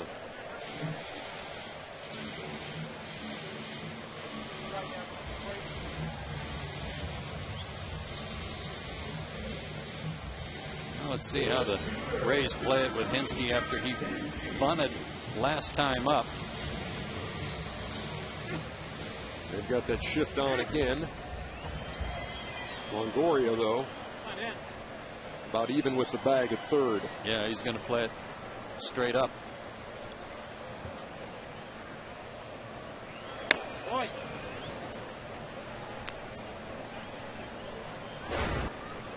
His last trip, they had that shift on, and Longoria was playing essentially short. Hinsky just dropped a bunt down and reached safely. And now Longoria paying him more attention this time around as he fouls this one into the seats over the Rays dugout. Eric Hinsky this year against top 10 pitchers in the National League in wins, ERA, and strikeouts. He's handling them with no trouble. The better you are, the better he likes it.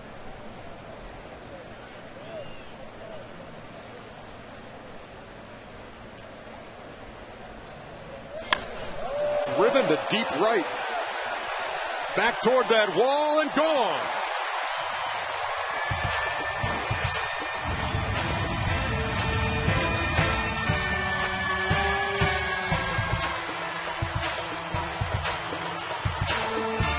Gives you a bunt 1 inning and a blast the next. Yeah, and it set it all up, really. I mean, he said, if you're going to give me the bunt, I'll take it.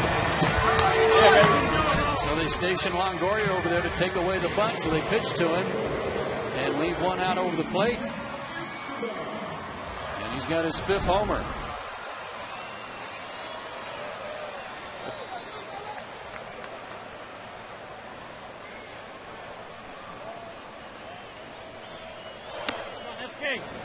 Here's Escobar. Eric Hinsky's become such an integral part of the Braves clubhouse. Everybody refers to him as Ski.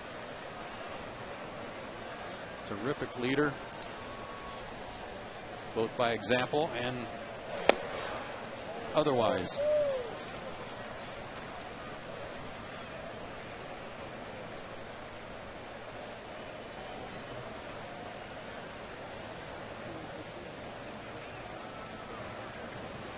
So the Atlanta lead now 4-0. As Hinske touches up reliever Dan Wheeler for a solo shot here in the 6th.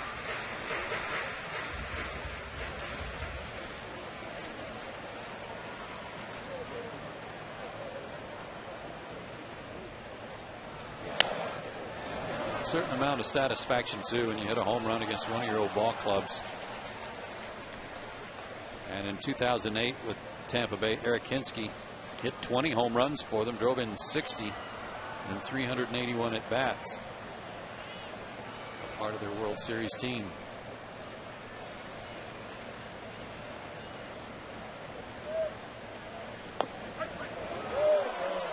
Strike 3 called. Escobar took it on the inside corner, 2 down. Yeah, what would be referred to as a front door slider.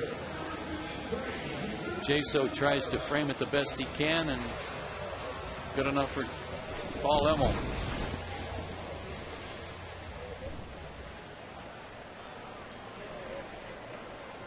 So 2 down for Melky Cabrera.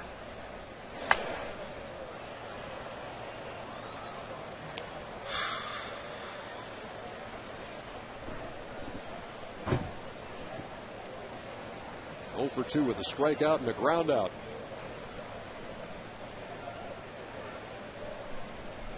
Tommy Hanson moves into the on deck circle.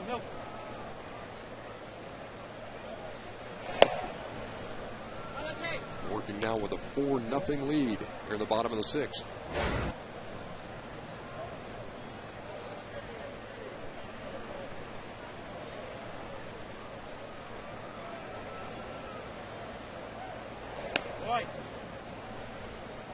That breaking ball nowhere near 2-1. That's a big run that Hinske just drove in by trotting around the bases. Just gives you a little extra breathing room against this good hitting club.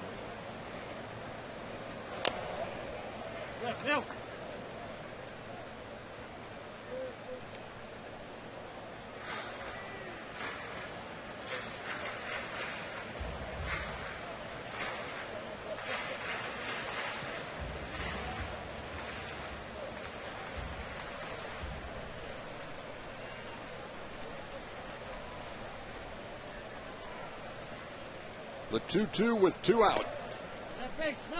Runs it full, 3 balls and 2 strikes.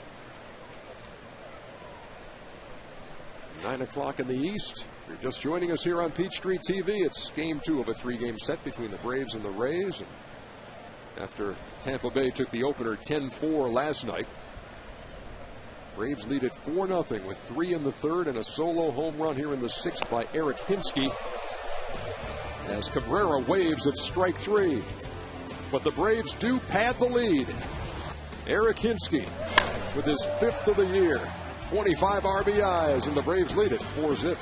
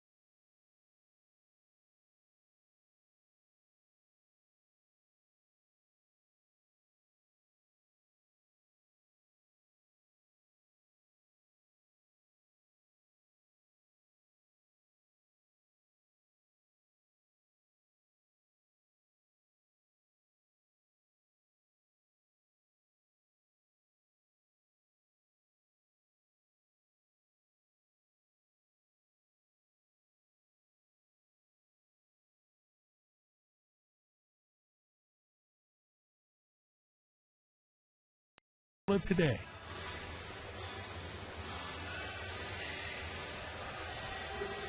Back here at Turner Field, we move to the top half of the 7th inning. Tommy Hanson working on a 4-0 shutout. A couple of defensive changes for the Braves. Melky Cabrera moves from center to left. Eric Hinsky's night is done. And Gregor Blanco moves to center field. Hanson out there in the 7th inning after working his way out of trouble in the 6th. Beneficiary of a call at the plate on a wild pitch, in which they caught the runner at the plate, Hank Blaylock, when it appeared he had gotten under the tag. This is Carlos Pena. Reached on a bunt single in the 2nd, struck out in the 4th.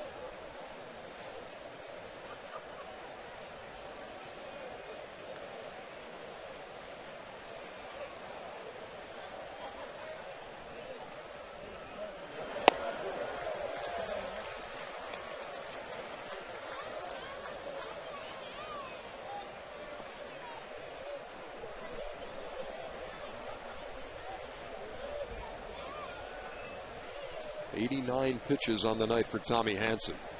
60 of them strikes. And only one inning where he had to really pitch around trouble, and that was the last inning.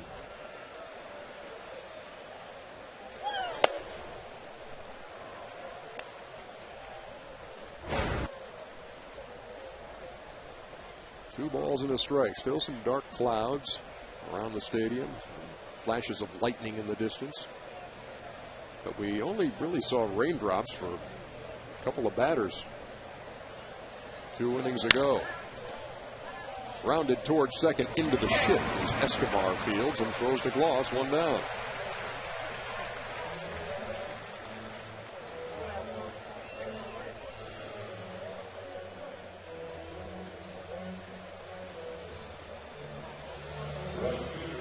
Tommy's been sharp tonight. He got a break there in the 6th inning on the call at the plate after he'd thrown it to the backstop. Looked like Blaylock had slid in for a run, but they got the call.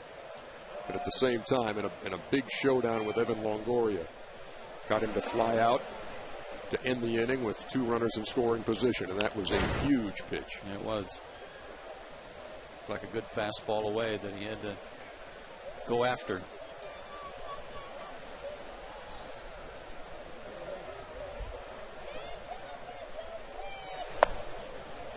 Then Zobrist takes low, 2-0, and Brian McCann to have a word with the Atlanta right-hander. We mentioned at the beginning of the broadcast that Tommy is 3-0 against the American League East with a 1.06 ERA coming in. Well, now add to that the fact that he's only given up 2 earned runs total in 23 1/3 innings to the AL East. And this is 4th start. That's a 0.77 ERA. Not too shabby. He's got 1 down here in the top half of the 7th. Zobrist taps it foul toward first. I know one of those starts was against Boston. One was against Baltimore. Who was the other, Hal? Yankees. Neither the Yankees or Boston scored against him. Thank you, Hal.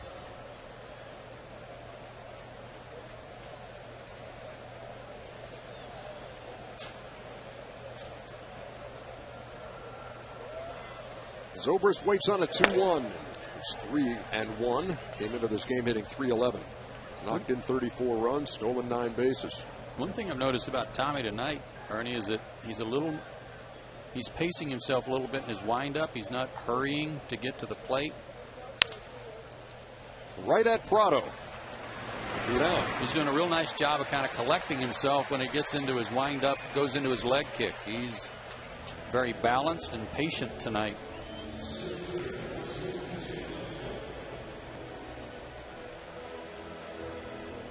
He has walked only 1. Has allowed 3 hits.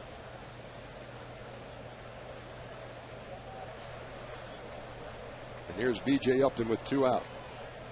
Rounded out and struck out.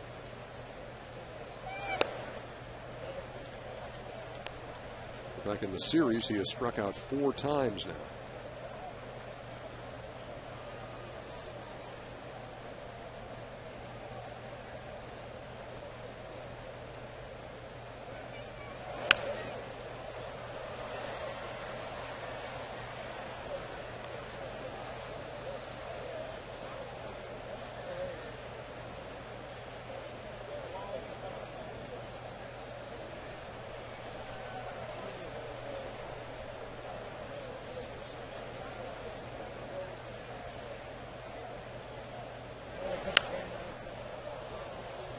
This guy is so strong in his hands and wrists. I mean, he looks like a wiry type guy, but he's got some great bat speed.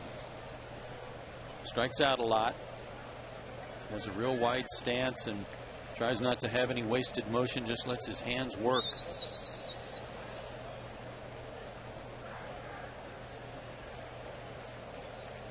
The 23-year-old into the wind.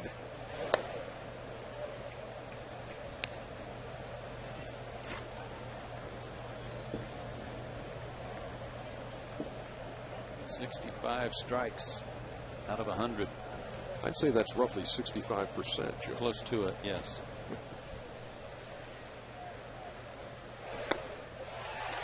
Goes down swinging.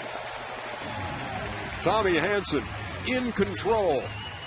Has them shut out through 7. We're going to the bottom half. Time to stretch.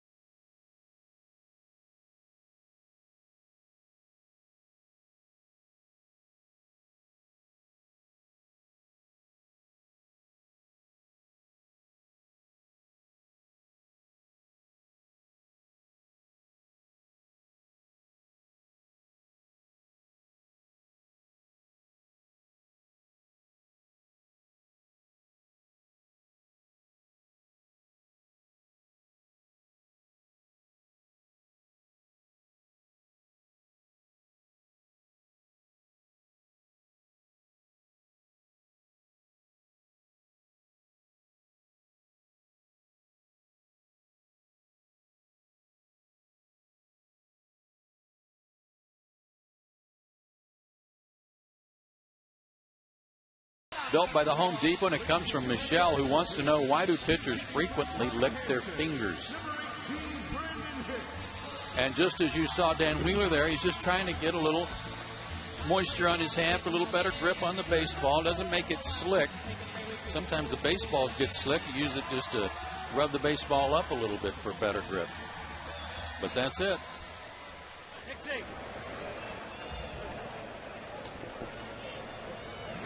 Bottom of the 7th. Boy, come on, kid. And the night is over for Tommy Hanson. And what a night it was. As Brandon Hicks is going to pinch hit.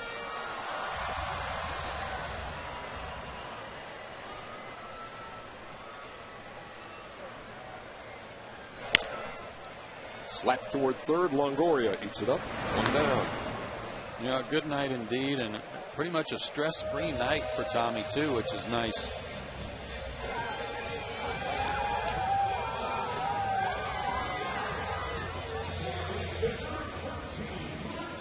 I don't understand why the dad didn't get his chest painted.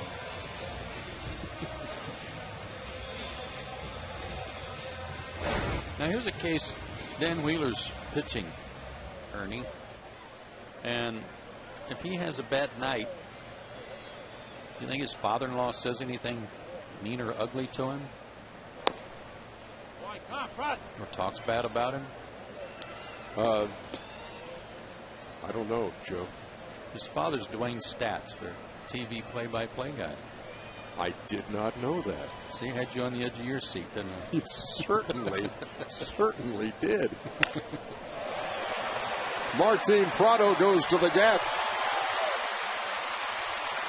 That'll be 2 with 1 out. And another multi-hit night for Martin. Ho-hum. Number 31 on the year. And the play-by-play from Dwayne Stats was, there's another hanger. Gonna have to talk to that young man tonight when we get home. Now, Dwayne, one of the more professional, one of the better broadcasters around. Outstanding. There's Dwayne. And right now he has to announce that Joe Madden is going out to get Dan Wheeler. And he never liked Joe Madden. Give him a chance. This call to the bullpen.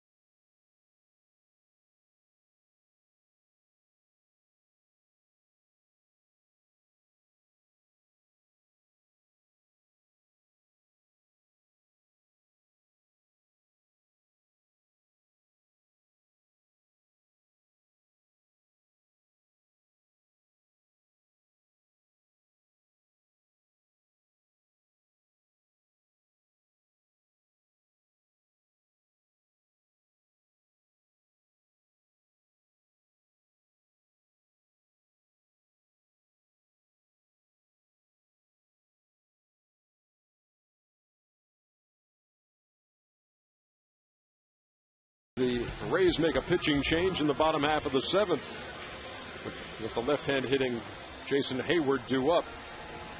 Sean Rodriguez has moved from second to center field. Willie Ibar now playing second. And they brought on the lefty Randy Choate, the only lefty in the bullpen, to face Jason Hayward. And he's been in a lot of games as a result. This is his 33rd and a very high ERA. 234 average against him is respectable, but more walks than strikeouts.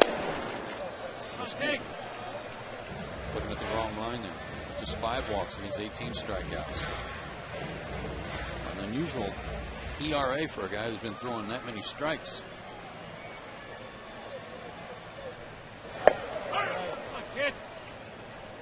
Ball and a strike to Hayward. Flied out to left, singled in the 3rd and scored. And flied out to right.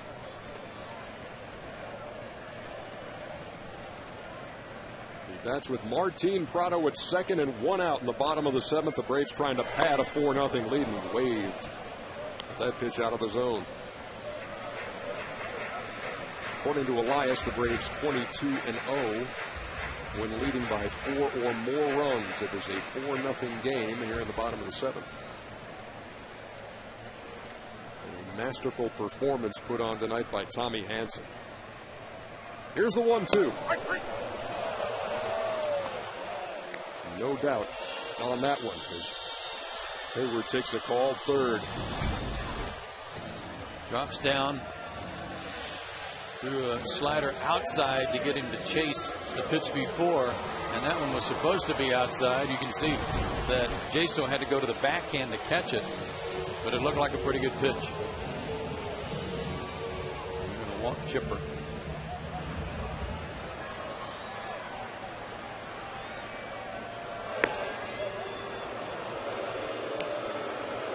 here's something that's a real good example of Chipper Jones. He has a base hit tonight.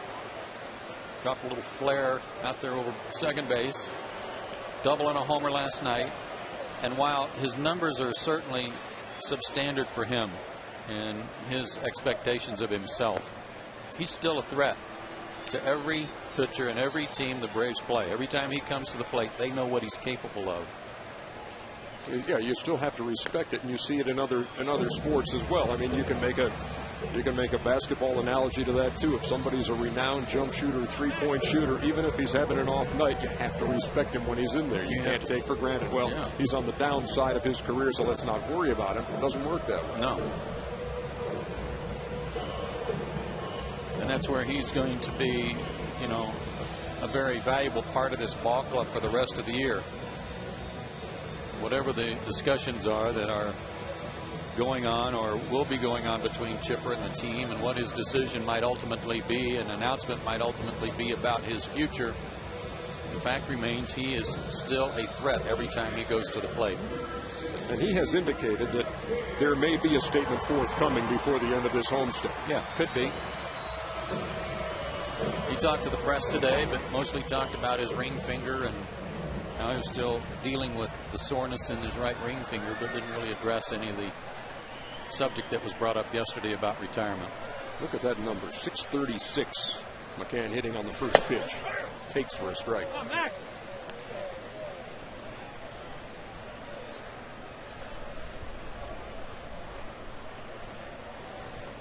He was a big part of that 3-run rally in the third inning with a run-scoring double.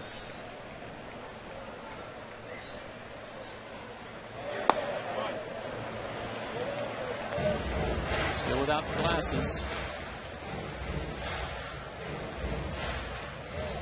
There were early starts up in Minneapolis. They start their games at 6:40, so a lot of daylight for those games. And then had a day game on Sunday, even though it was cloudy, it was still bright enough. He didn't need the glasses. Ran in on him. Inside, 2 balls and a strike. Randy Choate, the third Tampa Bay pitcher. Wade Davis started and went 5. Dan Wheeler, an inning and a third. Allowed a long ball to Eric Hinsky. Now here's Choate. Grounded towards second. That's Ibar. There's 4-3 in the books. And we head to the 8th. The Braves lead is 4-0.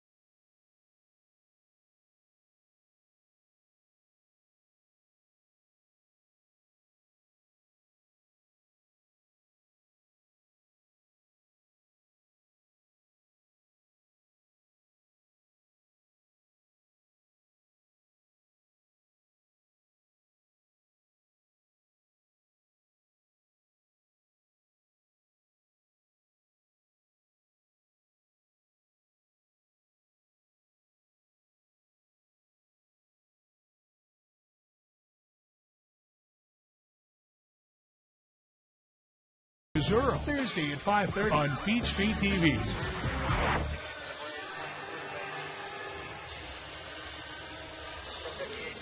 We welcome you back as we move to the top half of the 8th. The Braves leading the Rays 4-0. Brandon Hicks taking over at third for Chipper. And after 7 solid innings of work for Tommy Hanson, Peter Moylan on relief. Peter's ERA has jumped a little bit on him. The road trip was not all that kind to him, especially in Arizona, where he had some trouble in a couple of outings there. Gave up 3 runs total in 2 different outings. But his last outing against Arizona, a third of an inning, 0s across, and then in Minnesota, he only faced 1 batter in that series, and he walked him. So maybe he can have a clean inning right here.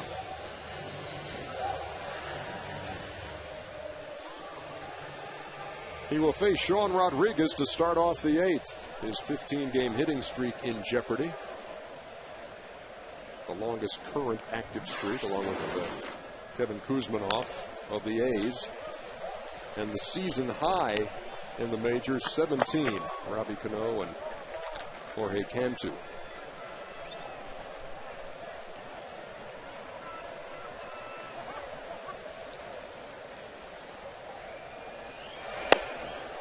Can't say enough about how sharp Tommy Hanson was tonight. Man, oh man. Had all his pitches working. Good command. 1 walk, 6 strikeouts. Only 3 hits, 2 in 1 inning. In fact, 2 hits and the walk came in the 6th, but he was able to pitch around it. Moylan quickly ahead in the count, 0-2.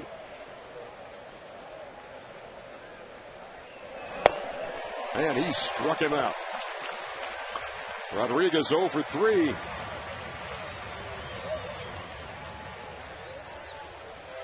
Some scores that certainly have relevance in the National League East. The Mets playing well again. Bad news there, though, is Jason Bay had to leave that game after he stumbled over first base. It's only been there 144 years, but people still forget that it's there. Phillies leading the Yankees 6-2 in the 8th. Victorino with another good night.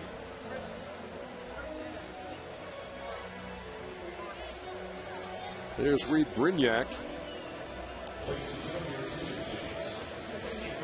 who will pinch hit for Jason Bartlett.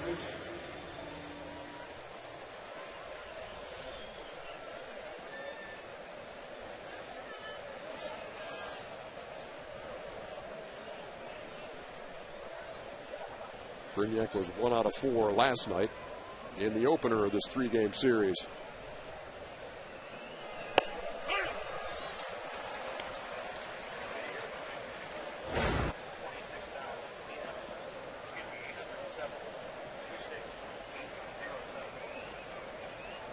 As you may have heard in the background, just under 27,000 here tonight. Look out on that foul ball.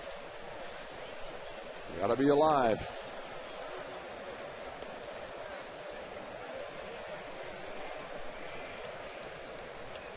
Fans have been treated to a nice night of baseball and some excellent pitching.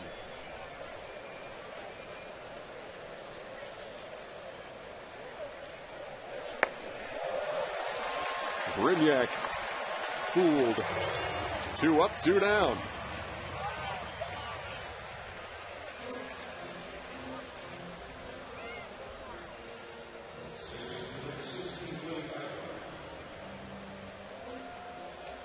Three straight Rays have gone down swinging. Peter looks sharp tonight, too.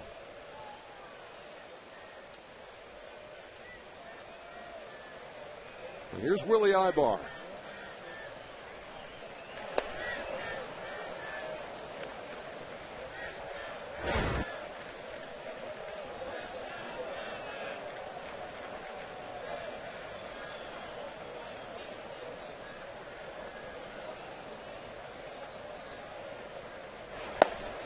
Stayed outside, 2-0. Braves got Ibar from the Dodgers, along with Danny Baez for Wilson Betterment back in 2006. And then the Rays got him from Atlanta, along with Chase Fontaine. He's also a lounge singer these days. But you stole it from me. I've seen his or show. Jeff Ridgway. Braves got Jeff Ridgway coming the other way. I mean, if that's not a Saturday Night Live. I mean to tell you. person I don't know who is. With the shirt unbuttoned, about 3 buttons, and a gold chain.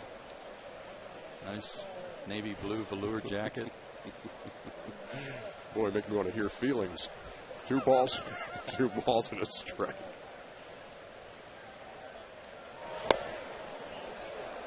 Missed the corner, 3 balls and a strike. Moylan fanned the first 2 he faced. Behind in the count 3-1 for Willie Ibar.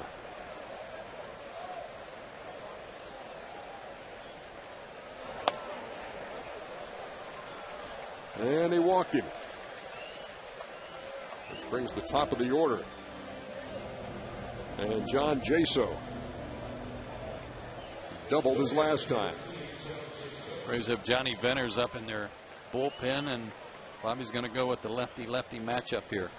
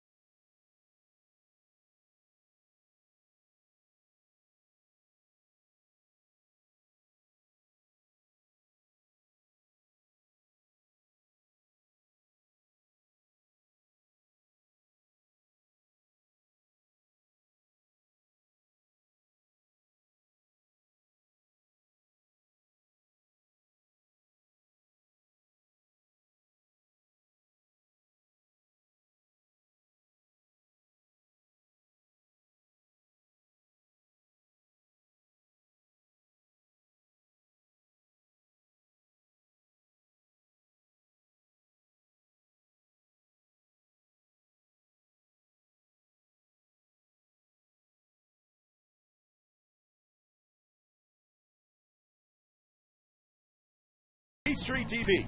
Watch your favorite shows all this week starting at 5 during the Party on Peachtree for your chance to win an MP3 player.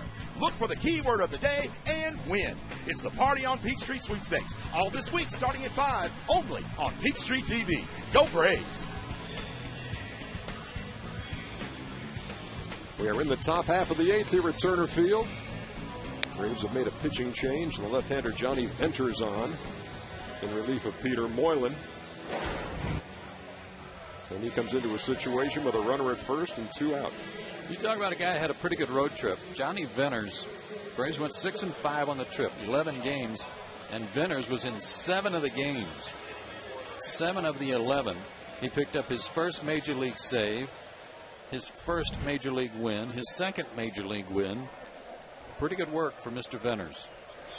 And he'll face a pinch hitter here as Kelly Shopik comes to the plate to hit for John Jaso.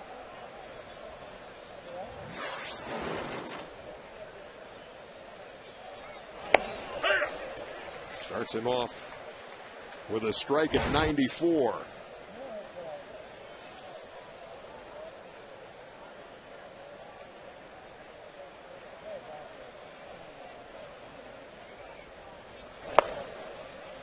Shopik, the former Cleveland Indian catcher. And he has missed a lot of time, had a sprained right knee, had surgery, missed 4 to 6 weeks about, had a torn meniscus. Guess what got Jaso some time. Got an opportunity.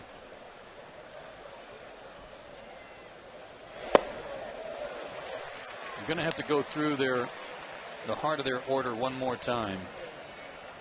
And you just hope it's in the 9th with Crawford leading off. You don't want them coming up with runners on base with a chance to do some damage. You see Evan Longoria over Joe Madden's shoulder, hoping for a chance in this frame. The 1-2 to Shopik. Right at the shortstop. 6-4. Escobar to Prado, and that's that. We are heading to the bottom half of the 8th, and it's still 4-0.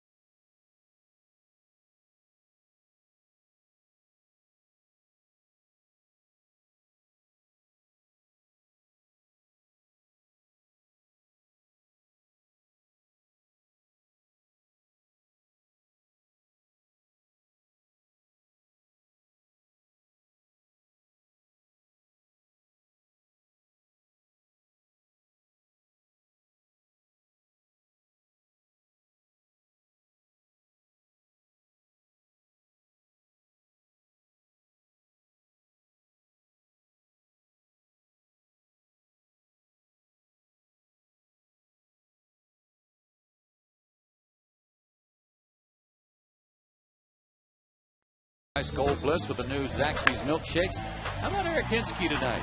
Drops down a bunt hit. Single.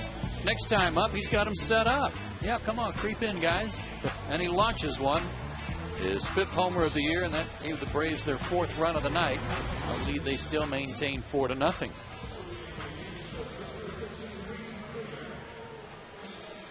And a couple more couldn't hurt. No. Reed Brignac stays in the game, plays short. Kelly Shopik, who pinch hit, goes behind the plate. And for the 2nd straight night, Andy Sonnenstein on in relief. He had an easy 9th last night. 2 fly ball outs and a ground out.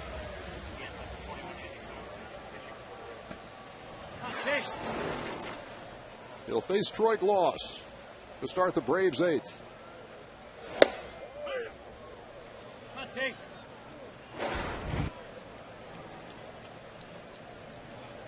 Sonnenstein, as Ernie told you, guy who battled for the 5th spot in the rotation out of spring training, but lost out to the night starter, Wade Davis. That ball's hit pretty well to the gap in left center field, but not well enough. 1 down as Carl Crawford wraps it up. Not any wind blowing right now. That's all kind of passed through. So that ball was just hit high, just didn't have enough distance on it.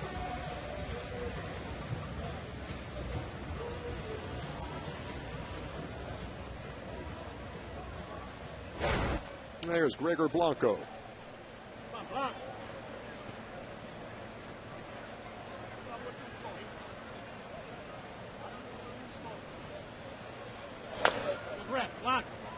Came on to play center field. This was after Hinsky had homered in the 6th. That ended Eric's night. Blanco came on to play center, and Cabrera moved to left. Billy Wagner getting loose for some 9th inning work. Not a safe situation, but a couple of tough left-handed hitters due up. Crawford leading it off is one of them.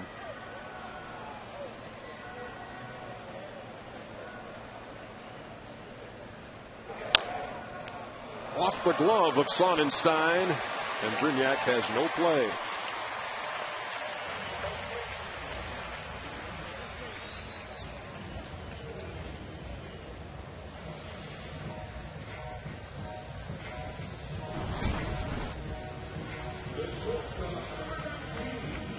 Slowed it down just enough to take away any chance Brignac had of making a play on Gregor Blanco, who has been finding a way to get himself a hit just about every time he gets in there.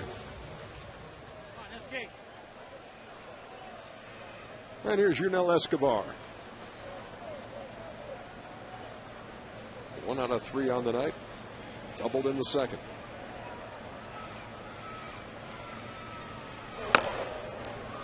They pitch out, but Blanco wasn't going anywhere. Got to remember, you got a fresh catcher in there. He hasn't been in there all night. Arm might not be as loose as you'd like it to be.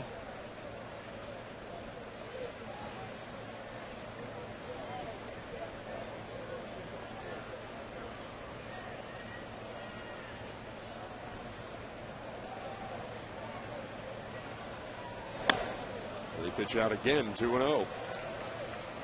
Blanco made a little break over there, stayed home. And somewhere in those series of signs from Brian Snitker was something that means something to Gregor Blanco.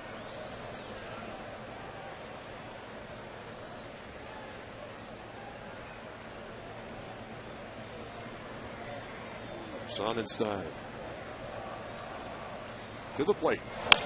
Line to left, base hit. You can worry about the base runner and you can pitch out all you want, but you still got to worry about the hitter and make a good pitch. And Unell has his second hit of the night. That's 3 straight multi-hit games for him.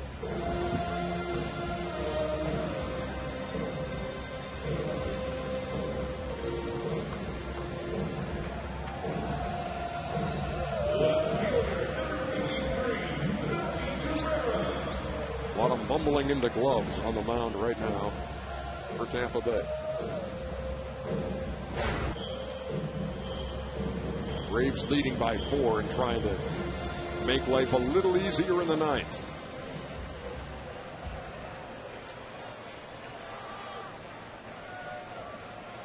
Melky Cabrera has struck out twice in 3 trips. Bats here with 2 on, 1 out, bottom 8. Into left field, base hit. They'll wave Blanco.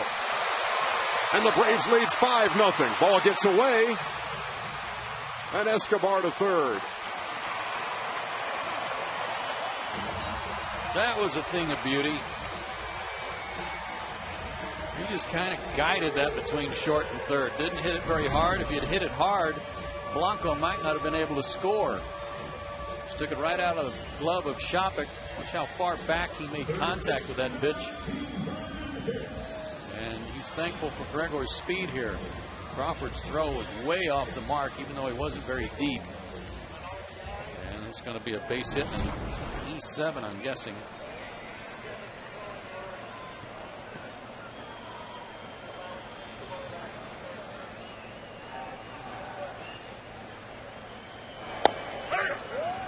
That's been the only bump on Carl Crawford's road in 2 nights.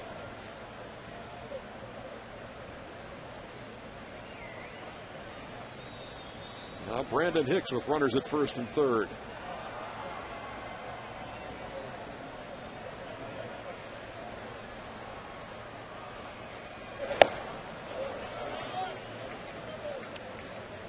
Brandon Hicks, good-looking young player, certainly strong.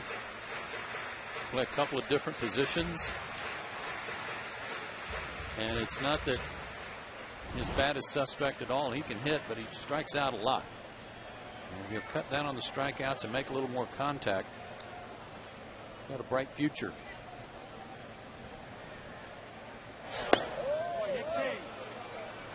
Thought about it, checked his swing, ball and 2 strikes. He grounded out to third in the 7th. He bats here with a chance to give the Braves a little more insurance. It's 5-0.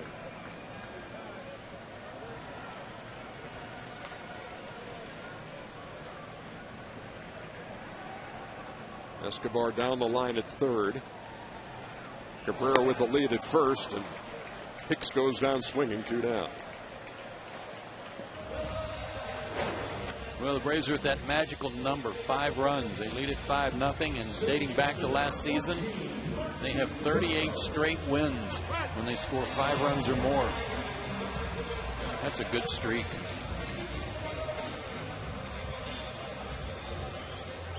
Billy Wagner still throwing in the Braves bullpen. He had already gotten hot, so I'm sure he'll come in and finish it, even though the lead has been expanded.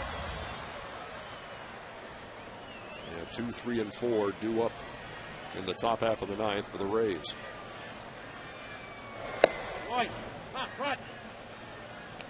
Martin Prado. 2 hits tonight. How many times have you said that? 31 times at Exactly.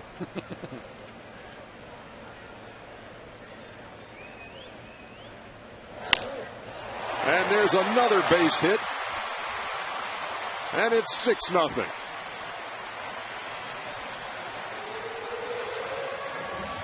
He came in tonight second in the league and hitting at 333. He was hitting 336 before that base hit. That's the 13th 3-hit game of the year for him. Are you kidding? Wow. Slider right back through the middle. Andre Ethier came in leading the league and hitting at 339. But depending on what he does tonight. See if Martin climbs into the top spot. Vote now, vote often.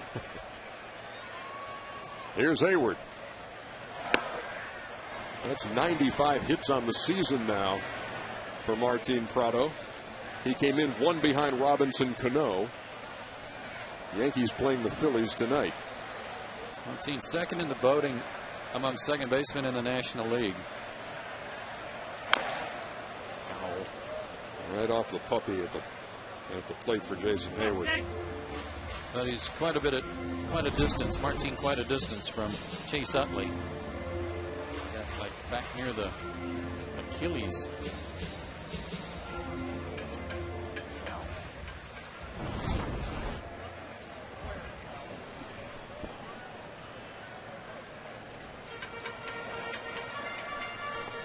Looking at the Braves bullpen, it's quiet right now. Could be that they could lead up to 6-0. Even though Wagner did get warmed up. Either he's warmed up enough or he's not coming in.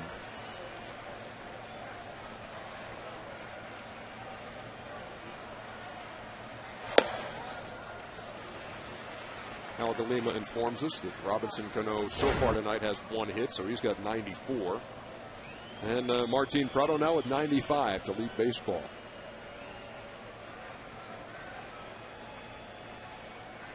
Two and 1 to Hayward.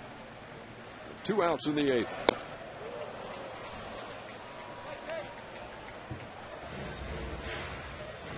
Sonestan 80 to 85 you to death. Yeah, and he kind of changes his delivery out of the stretch too. He's bent over at the waist. His knees are bent. He'll make a real quick slide step on you, or he might use a whole long high leg kick. Like that. On a hop to second.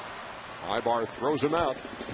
But the Braves pad the lead. They add 2 more and go to the 9th, leading 6-0.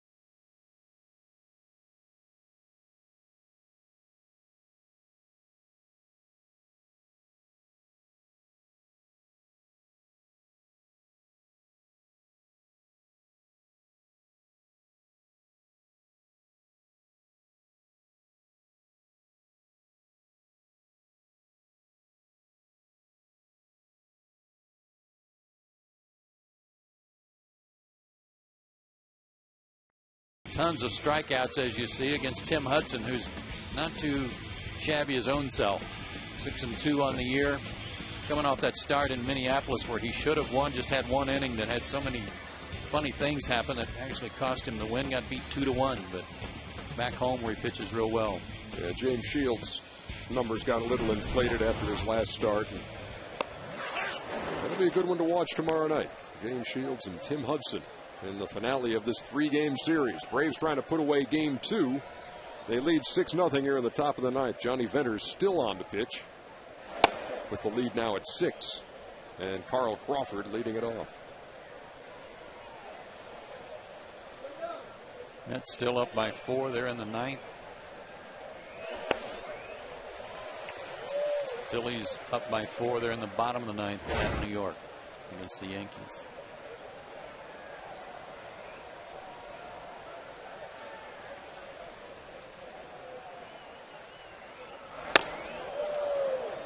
Hello. Crawford was on 5 times last night. He's reached once tonight, walking in the 6th.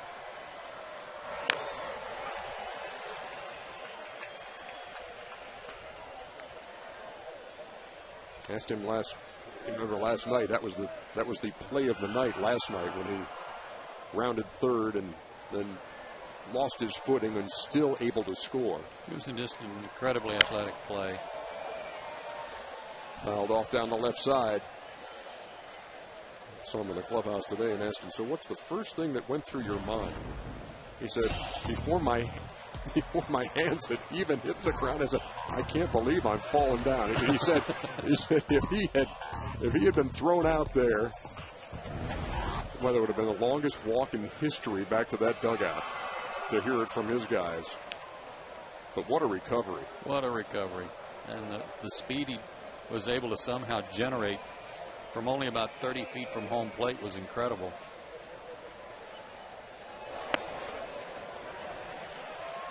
Well, now you don't want to do that. No.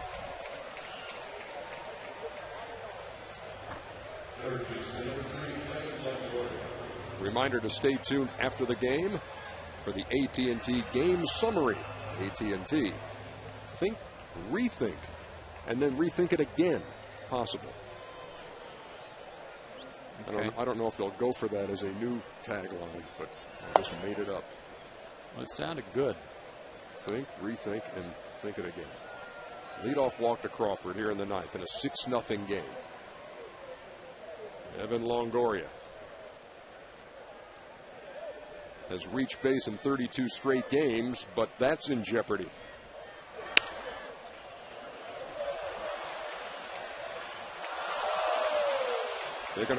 They're gonna say he's out at second. They're gonna say he lost it on the transfer. So 1 down. That one was really too hot to handle. Bobbled by Hicks, bobbled by Prado. Brandon couldn't come up with it cleanly, and then Martin couldn't get a hold of it.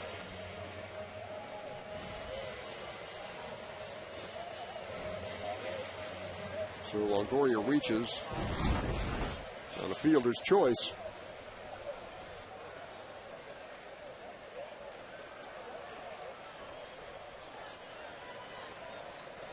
And here's Carlos Pena. Bunt single in the second. Then struck out and grounded out. Takes outside 1-0. Johnny Venter is trying to preserve a shutout. 7 great innings pitched by Tommy Hanson tonight. In line for his 7th victory of the year.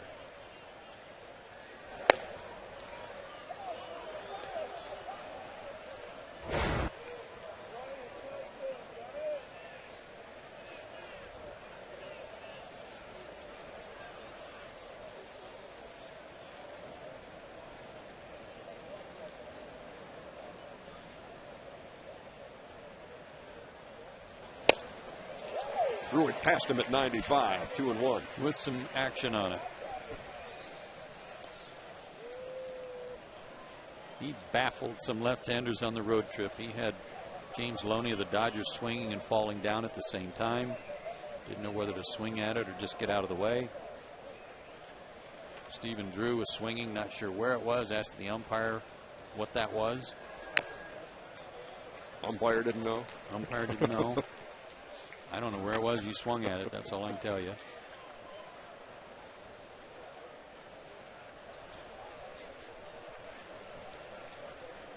Two balls, two strikes.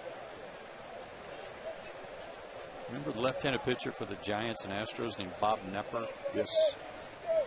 He was always pretty tough for me. He threw a pitch one time that I'd already made up my mind I was going to swing because I knew exactly what he was going to throw.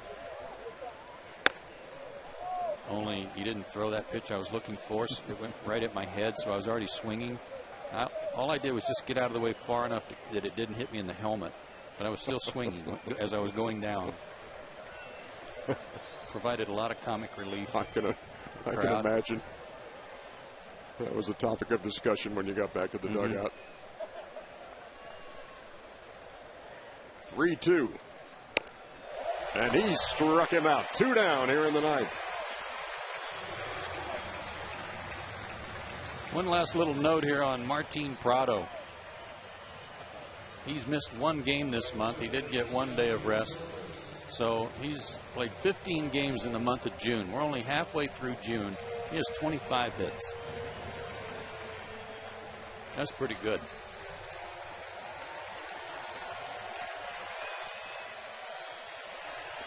And 3 hits tonight.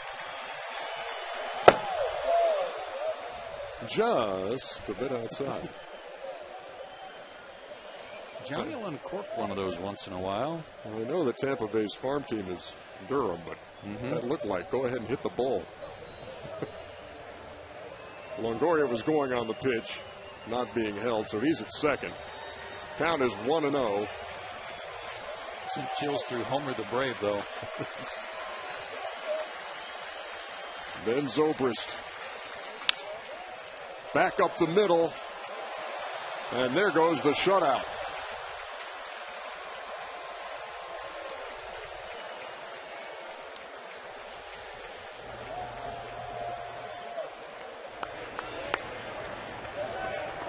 And it all started with a walk.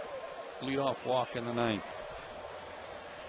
Granted, the Braves probably had a golden opportunity to turn the double play off the bat of Longoria, but didn't get it done. Deanna Navarro has grabbed a bat. He'll pinch hit. He's been fighting injuries, and the most recent one of those happened last week at the airport. He had dropped his family off, looked around the corner, another runner going on a line drive, base hit to the gap in left center. So it's going to be 6-2. Anyway, Navarro looks around the corner looking for his family and then looks the other way and feels this intense pain in his neck. Eventually needs a cortisone shot after a few days off, and now he's back in there. It happened in the weirdest of ways. He delivers here with the first pitch he sees, and that 6-run lead is now 4. And as a result, Billy Wagner has to get up again.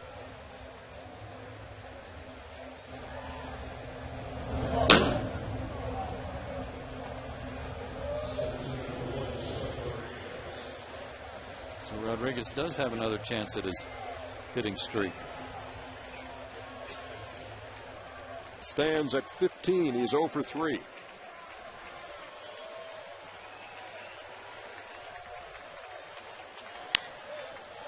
Tap toward third. Hits across for the final out. And the Braves beat the Rays 6-2.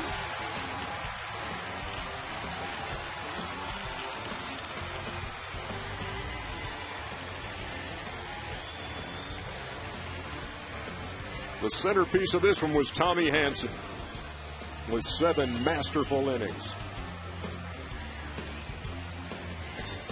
Tommy made it look easy. He had some good offensive support with a 3-run third inning early on that helped him cruise.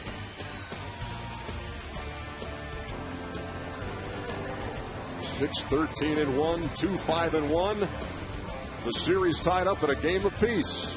We'll be back with more after this.